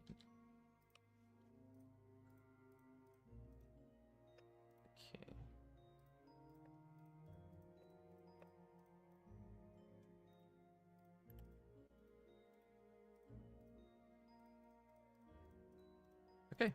Okay, we will go to a quick break, and then we will dive into some combat. Cool. So, let me do this, and we'll see you guys in a little bit. Cool.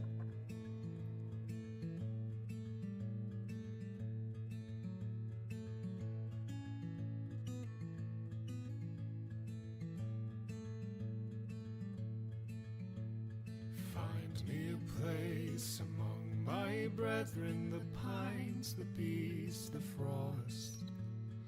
I cannot stay where nature's embrace is lost. Find me where Canoe makes his revelry.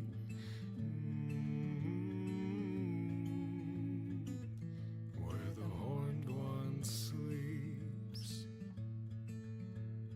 Down by riverside resting. No one but me.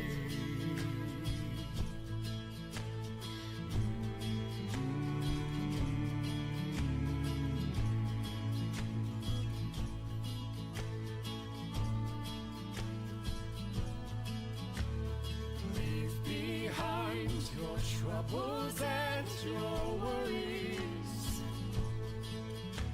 Set your soul on fire and dance among the trees. Oh, find me where Canoe makes his revelry. Ooh, where the horned one sleeps. Deep in woodlands running, no one but me.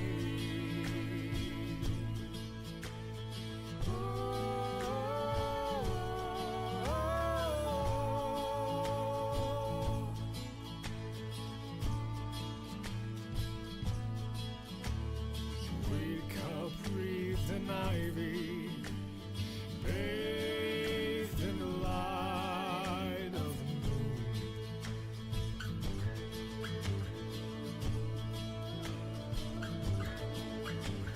Through the canopy I see the light of the stars shining through.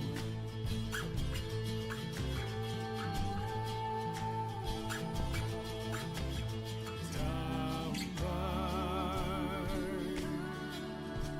shoreside singing, no one but me.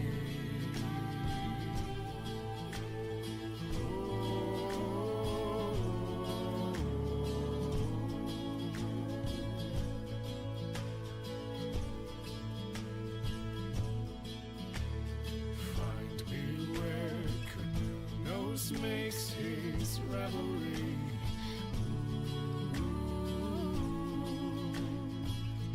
Where the horned one sleeps.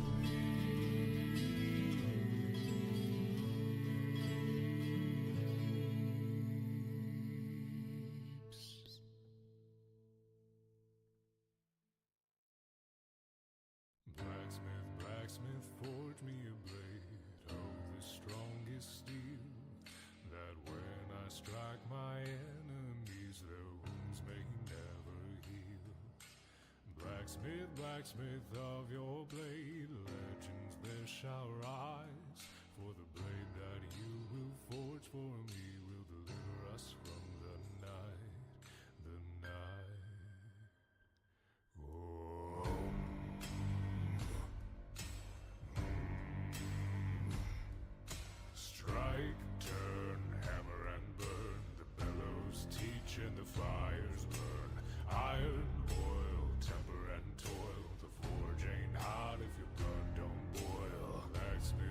blacksmith, forge me a blade to slay that evil heel.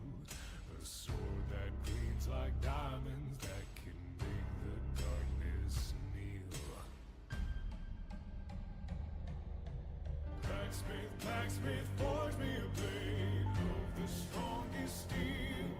And when I strike my enemies, their wounds may never heal. Blacksmith, blacksmith of your blade, legends they shall rise. For the blade that you will forge for me will deliver us from the night, the night.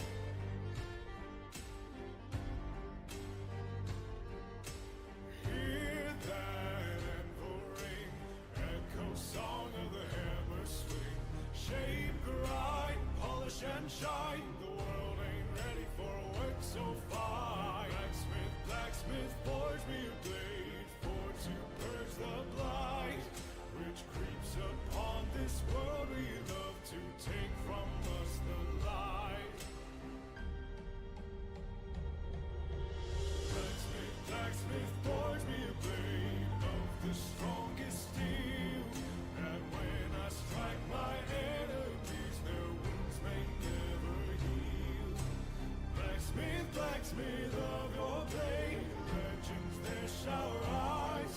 For the blade that you will forge for me will deliver us from the night. Blacksmith, blacksmith, forge me a blade of the strongest steel. That when I strike my enemies, their wounds may never heal. Blacksmith, blacksmith of your blade, legends there shall rise.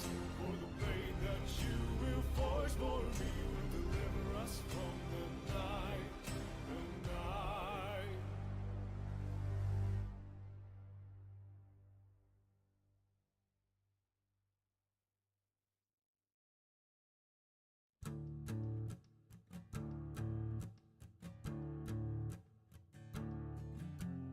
Killers, thieves, thick of skin, till your ruthless trial begins. Let the judge's word sink in, a lifetime on the Isle of Sin.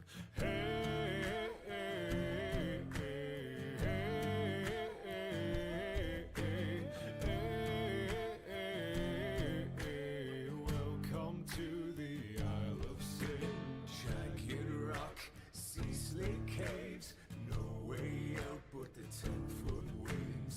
You'll cry out to be saved, no reprieve for the criminal slave.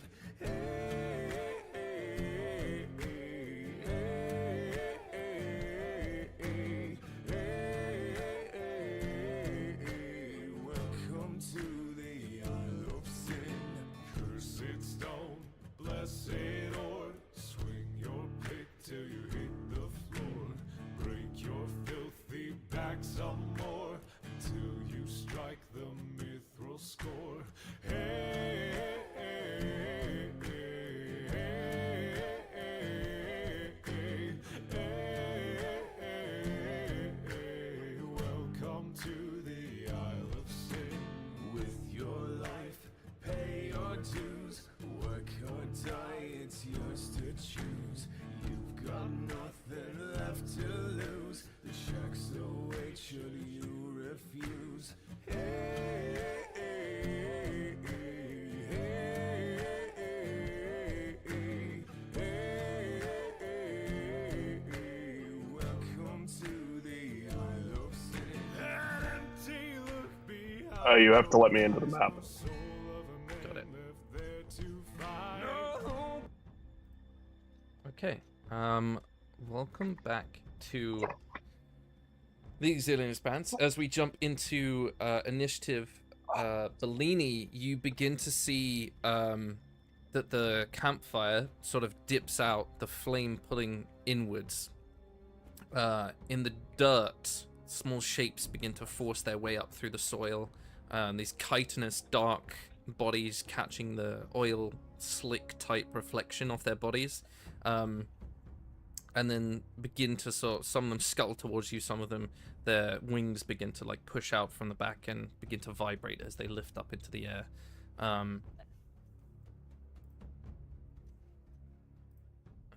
This one is going to occupy your space. Bloop. And this one is going to go for Larea. No. Don't do it. Don't do it. Also, just remember, F technically isn't here yet, so. Yes, yeah. So as they sort of scuttle and begin to like crawl up your arms, some of them alighting onto your shoulder, you can sense that these tiny little mouths are trying to bite into your shell, but obviously not finding any purchase. As they do sort of scuttle, you can sense some of them begin to move into your pack, and you feel them sort of like scuttling around in there, and then there's like little bursts from their body of light as they begin to pulse. They go in my bag of holding. They are searching everywhere on your person. Gotcha. Can you roll me a D4, please? Yeah. I got a 1. Sick. On a 1. Do I want it to be high or low? On a 1, that's good to know. I will mark that. I will mark that down.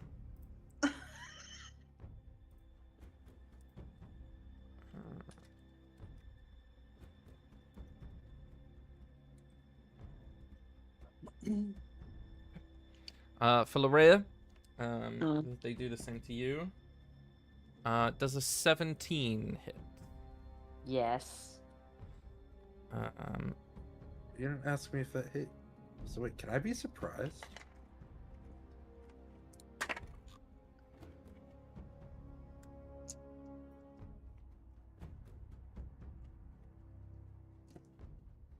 I didn't need to ask because I know your AC. Of 19. Yeah, and they rolled a 9, so.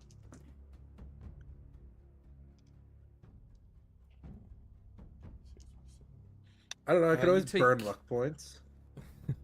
Larea, you take 31 points of piercing damage. 31? 31. Are you mad?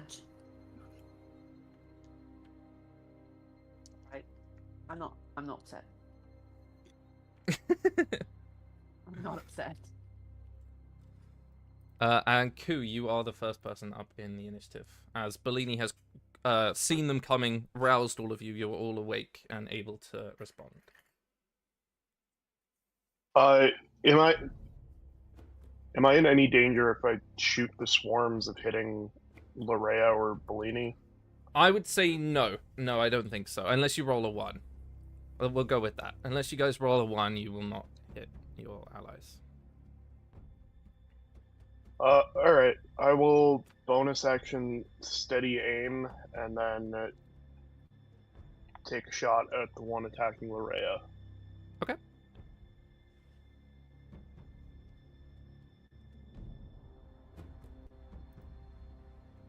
The 17 hit? 17 hits.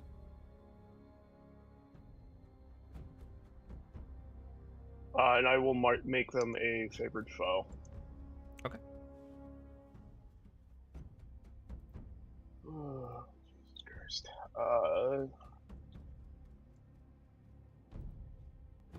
16 points of piercing damage, and that's my turn. 16. Got it. Okay. How far can they move?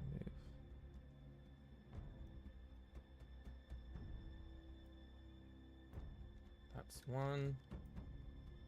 That's 2. Get fuck. There we go. If I can make them fly, that's a lot easier. I'll do that. Now you guys can see yourselves. That is them dashing, so they can't do anything. Bellini, you're up. I know it's nighttime, so I want to be able to see. So I am going to cast Daylight, Okay. which is a 60-foot area of bright light, and then another 60 feet of another 60 feet of dim light. And I want the bright light to end from, or like the edge of our, yeah. Essentially, it'll cover most of the battlefield in bright or dim light. Just makes it a lot easier to remember, that's all. Yeah. And I was hoping to see if any of these flies would like scatter in the daylight. Ooh. Because they didn't attack us during the day, they only attacked us at night. No. No. Damn. Does it And do then any damage or anything? I don't think so. I think it just makes light. No. Yeah. Okay. Anything else on your turn? Did I take any damage from the bugs, or did they just They try to eat my shit? they couldn't bite into your Bite me. shell. Cool. No, I don't have any bonus actions besides drink potion or apply poison to weapon, and apply poison to weapon does not seem effectual in this. So, yeah, no, I do nothing. I get ready to reaction, need be. Okay. Geo, you're up. There is a swarm on me, right? There is a swarm on you. It doesn't restrain you in any sense. It's just in your space. That's all. I'm just gonna take Dreadfall and try and attack the swarm. Okay. Does a 23 hit? 23 definitely hits. Okay. That is 12, and then I'm also going to invoke my fire rune. Mhm. They have to make a strength saving check. That is a 4. Okay, so they fail. And they take an additional 8 fire damage. Very nice. So 12 bludgeoning, 8 fire. And then I'm going to attack him again. Go for it. Does a 16 hit? A 16 does hit, yes. And that is an additional 12 plus... That's an additional 16 bludgeoning damage. Amazing. And that'll be my turn. Loria. I rolled a nat 1. Did we have Ku in the initiative? Was first. Yeah, Ku's already.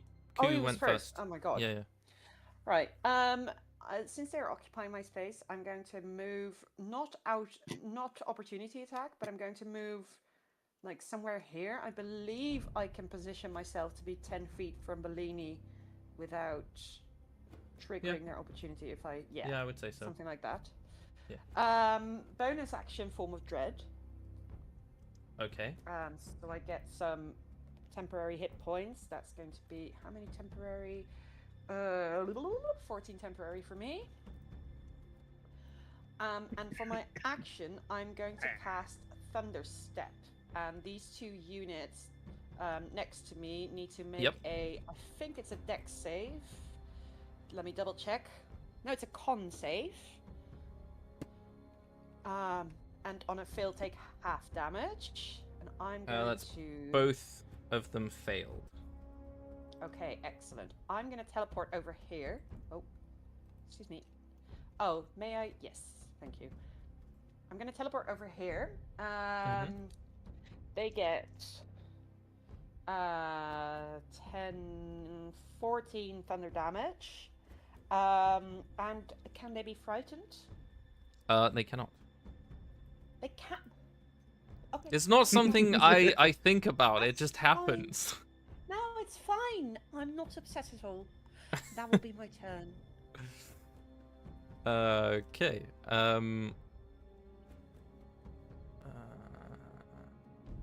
Okay, This one is gonna go for Ku.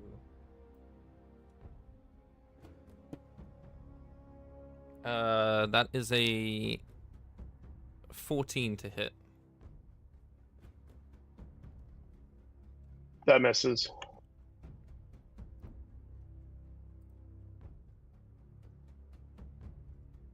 Okay. And you feel them doing the same thing they did to Bellini as they begin to like crawl all over your body. Some of them disappearing into your pack. You can see their bodies begin to glow.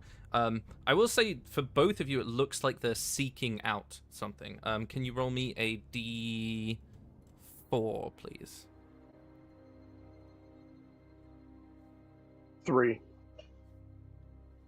1, 2, 3. Okay.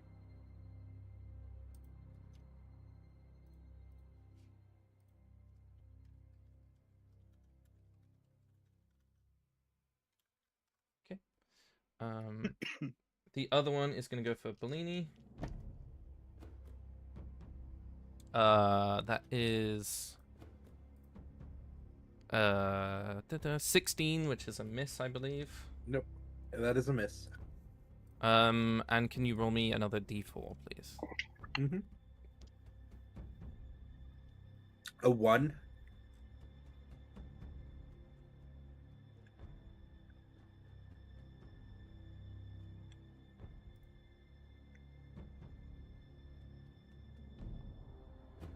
Okay. Sorry, I just had to read something.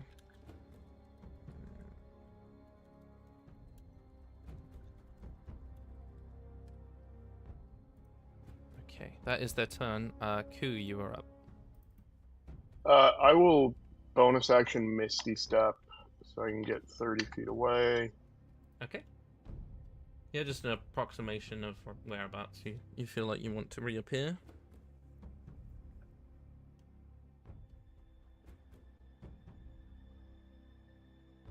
I can get over to here. Cool. I will use my action to... Oh, maybe.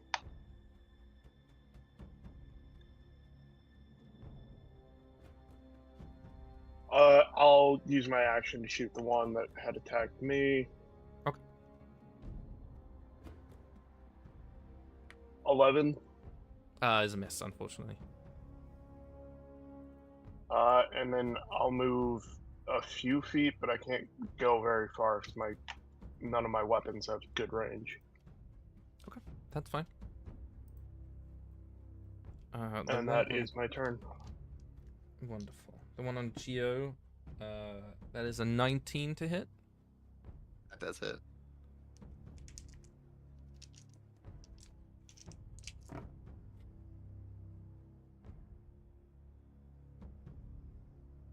That is 16 points of piercing damage. You can tell as you have like thwacked out and smashed like a bunch of them, there's less of them, so they do less damage. And that is... Oh, actually. They are gonna do the same. So can you roll me a D4 for me, please? Yeah.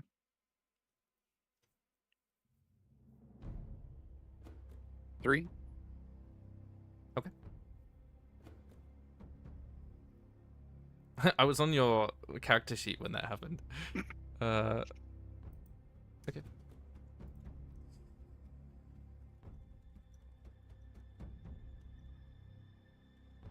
Cool. And it is Bellini's turn. I go, sorry, Gio, and I'm gonna walk around the swarm. Mm-hmm. And then I put my hands together and I go, and I'm burning hands in a 15-foot cone, both swarms here, avoiding the tents because they are not within the 15-foot cone. I double checked and positioned properly to avoid the tents. And I'm going so to stupid, upcast okay. it. Yeah, it is. I'm not setting my camp on fire. And I'm gonna you're gonna upcast. burning hands. Yeah. Go for it. They need to make, hold on, a dexterity saving throw, please. One of them got a 16. Okay. And the other one got a 7. Also got a 7. The Like one who that. got a 16 has to re-roll. Okay. That one got a 20. Damn it. Okay, it saves no matter what. So that's fine. It's taking half as much damage. But I'm going to upcast it at 3rd level. So they're going to take... boop, boop, boop. Burning Hands. It's 5d6 damage. Plus... oh, I Sorry, don't have Gio. something. It's all Well, right. Gio's taking half, and Gio can heal himself. No, I'm taking full. I got a 7. Ah. Whoops. I expected better of you. You can blame D&D Beyond. Yeah. They're taking 20 points of fire damage. 20. Damn. Yeah. That one's on that. That's on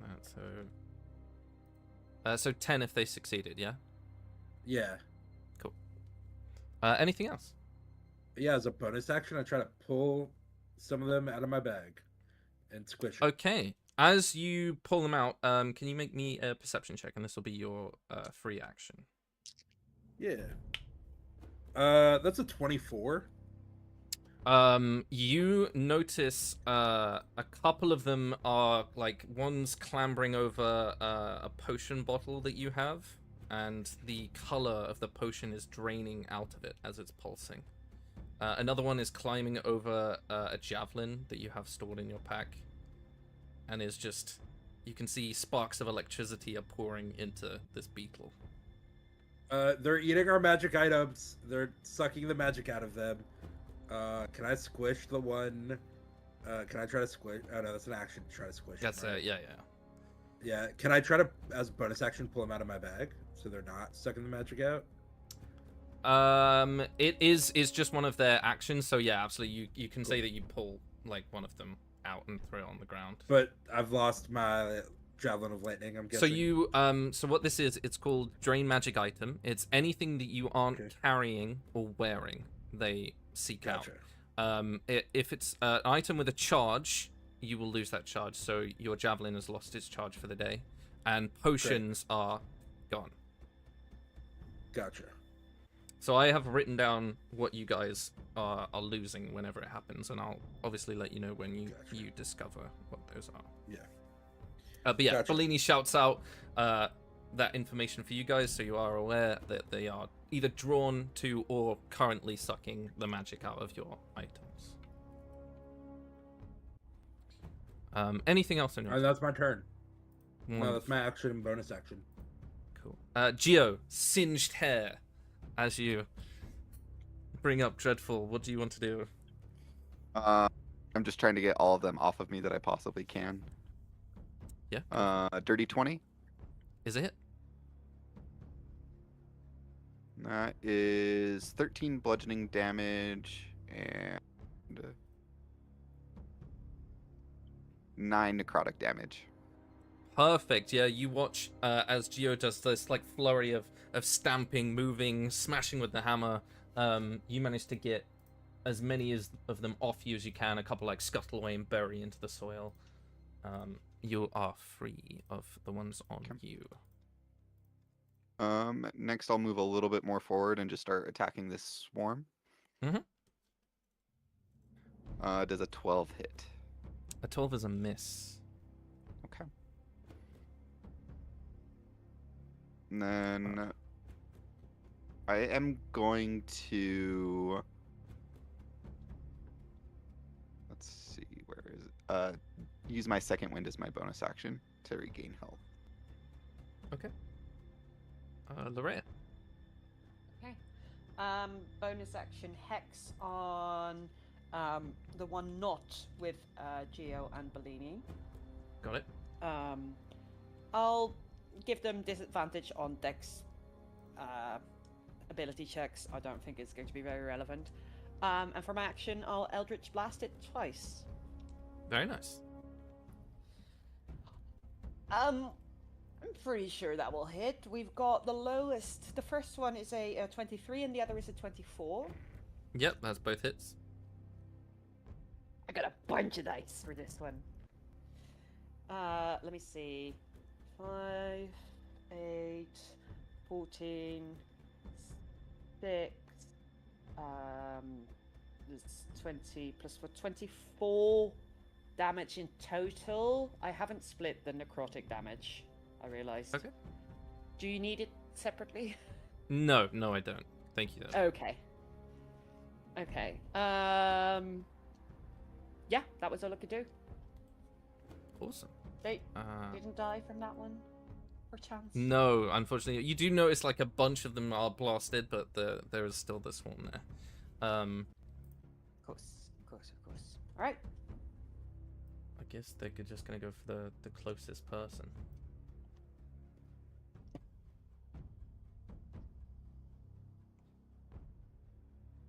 That is a crit.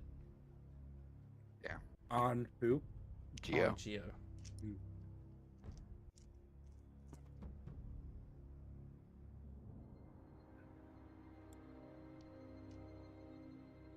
That is 42 points of piercing damage as they begin to swarm back over you and biting at you. You notice that there are less of them because Lorea managed to get a good portion of them gone, so they didn't do as much damage.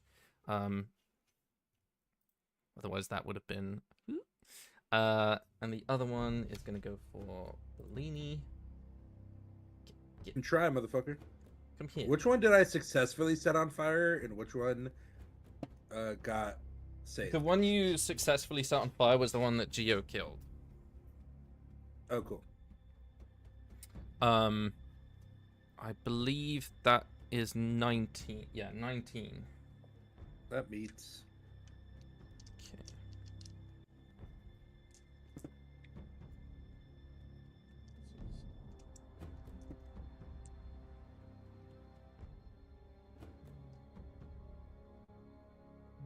That is 30 points of piercing damage. Ugh. That's a gross amount of damage. Gio, can you roll me another d4, please? Yeah. 1. Okay. And the same from Bellini? D4, right? Yep. 1. Let's have a look. Okay.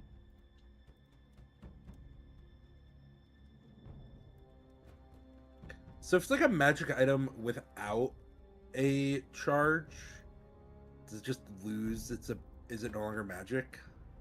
All Like, other if magic items have their effects suppressed for a minute. Okay, so it's not gone. It's just suppressed. Okay. Cool. So it's things with charges, an item with limited uses, or single-use items like potions or spell scrolls. Gotcha. So like my sling won't lose it being magic. It'll just Be suppressed. be suppressed. Yeah. Cool. That is both of their turns. Ku, you're up. All right.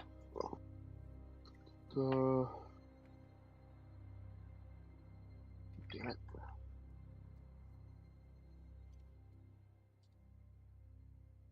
I'll walk a bit closer so I'm actually within 30 feet. And I will take 2 shots at the one targeting Bellini.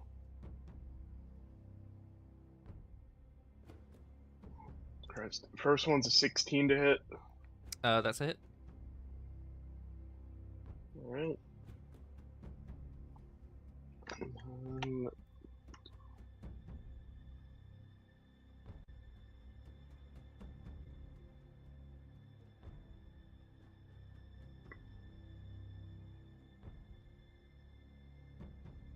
Alright, that is... Come on. Operate. 23 points of piercing damage. Nice. Yeah, you firing these bolts off, catch a couple more scuttle off. There are definitely less of them on him now. Alright, and then... 13 to hit. 13 is a miss. Alright. And I will step back more try to Okay. keep them out of range. Wonderful. Bellini. I look at Gio and I go, Gio, can you survive another Burning Hands? I have 42 HP. Great. I'm just gonna first level cast Burning Hands. Everyone needs to make dexterity saving throws, please. Got it. I got a 21 that time. Yeah. The one in front of you fails. The one on Geo succeeded. Okay. Everyone's taken. Ooh, that's really good. 12 points of fire damage. Is that the full damage or half damage? That's whole damage. Okay. It's only 3d6 because I didn't upcast it. Okay. And Anything else? then bonus action, I can't cast Healing Word, so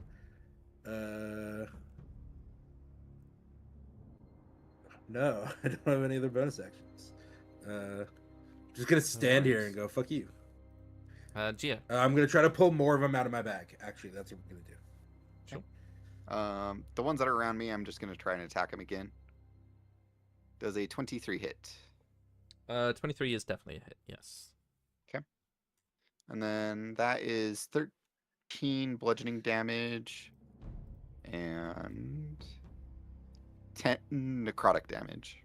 Ooh, right on the money. Absolutely. Yeah. Same again. You managed to dispatch. Oh, what the fuck did I just do? Dispatch as many of them as possible. They are also gone. I'm going to move up a little bit and then do the same thing for the ones that are on Bellini. Cool. Does a 25 hit? 25 is it? And then that is 8 bludgeoning damage. Wow. Okay. I will invoke Astral Spark, so that'll be an additional 3 force damage. 3. Got it. And that's everything. Anything else? Okay. Nope. Lorea. All right. I'm just going to double Eldritch Blast the last swarm. I got one nat 20 and one for 27 and one 22. Yep, both of them hit. So for the nat 20, I need to think really hard. That is going to be 36 damage in total. Gone. Absolutely gone, Okay. yes. As that necrotic energy washes over your shell, Bellini, like sort of scorching any of the remaining beetles. Yes, you guys have successfully stopped them. I will just go around as you guys are sort of recovering, obviously grabbing the rest of them out of your packs. And things like that. Bellini, your potion of clairvoyance is gone. Your javelin charge is gone, and your potion of greater healing is also, one of them is gone. Okay, so delete.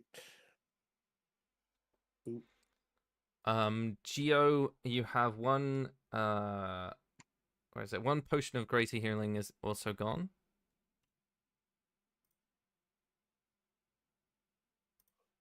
And I have to make a decision. I would consider Alchemist Fire a form of something. So please mark down that one of them is missing. It was That's either not that or a too potion of bad. psychic resistance. So I was like, I think it is. Well, thank you for not doing the dragon scales. Oh, that's damn it! Yeah. Yeah. Those are No. not you didn't have me code those in as custom items. So, Ku, you are missing just one normal potion of healing.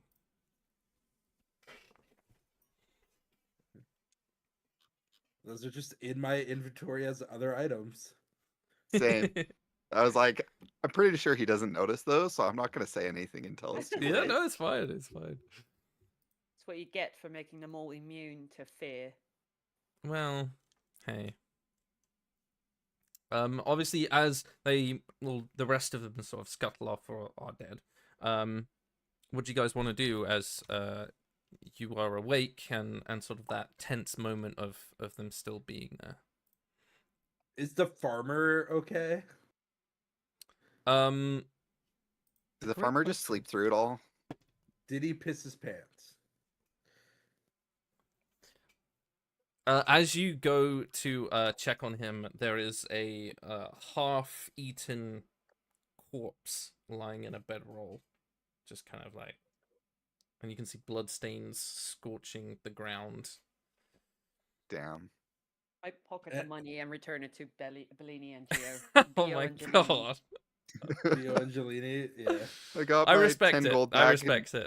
Yeah, I respect it. Loretta does not care about corpses. Did the bugs eat him, or was it something else? Other bugs ate him. Yeah. Did we ever ask him his name? Yeah, No. but I Garrick. forgot it. Garrick. Oh yeah. Loretta says honestly that she forgot his name. Yeah, I asked it, but I couldn't be asked to remember. That's fine. Well, we should know he try has and find his kids. Yeah, I feel like we might just have to put a posting up in the town and be like, "Hey, if your dad is Garrick and he owns a farm, he died on his way to sell all his stuff. He dead, yo. Sorry." I feel like this is a common occurrence. This time I'll bury him with Mold Earth. Like I'm not gonna do that by hand again. He saw me cast daylight, presumably. Yeah, but you're a druid, so you had a pass. I was still very cautious. That's true. I drop the daylight. Can I end it early? Hopefully. Is it concentration? No. I don't know. I don't know the answer to that question. I'm gonna cast darkness on us. It lasts 1 hour. Spells.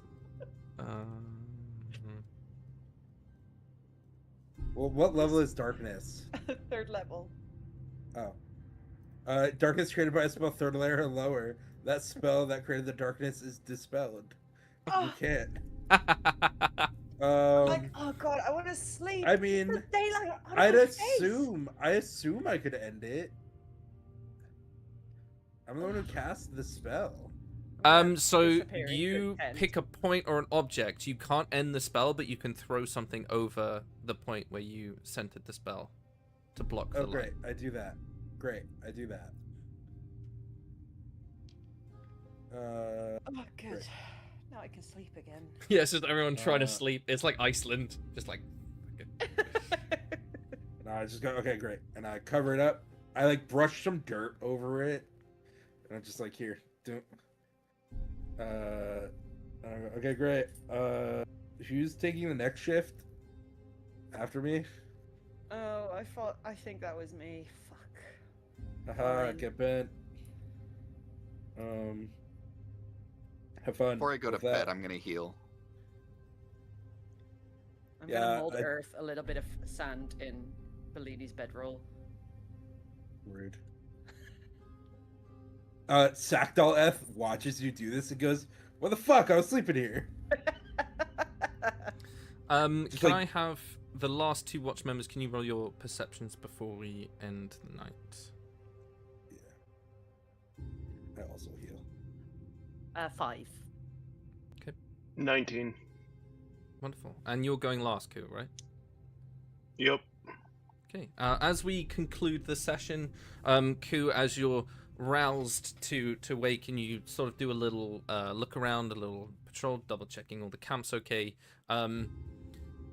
You don't hear any more of these sort of scuttling creatures. You do hear some wing beats off in the distance that you guess might be something or other. You keep a very watchful eye. Nothing else disturbs you guys for the night.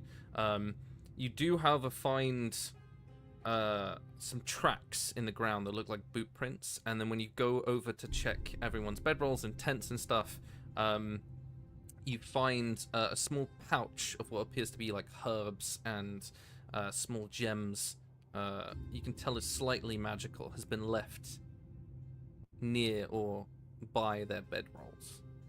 Can you make me a Arcana or Survival check? Can do. Big 7. Okay, you will have to ask one of your companions what that is upon the next morrow. But until next time, that is the end of our session. So short. I know. I still have a half an hour. I know, but I also have to go and do something, unfortunately. I know it is short, but I hope you guys had fun with the little weird beetle creatures scuttling all over you. And we will see everyone next week. Yeah, I think so. Yeah? Okay, we'll see you guys next week for another episode. But until then, this has been my Wyrdcast, and we'll see you guys later. Say goodbye, guys.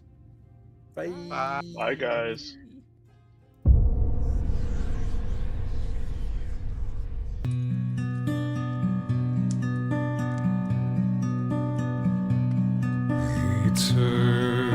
Eternity's a gift, they say, to never cross the veil. This life I try to savor, and I try to no avail. Curse that mortal brevity which has rent you from my arms. Curse this cold eternity without you to keep me warm. Your never-ending elegy is a ballad with no melody, as empty as I. Now you've passed me by. A blessing, no, a malady.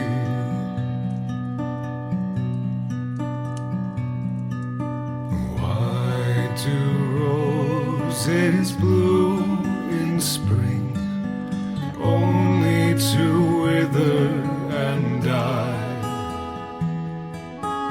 You were all that was good in me. Now back to darkness go I. Take with you my sanity, better madness than the pain of my want. All my effort is vanity, and I hear the ravens taunt. Your never-ending elegy is a ballad with no melody, as empty as I. Now you've passed me by. A blessing, no, a malady.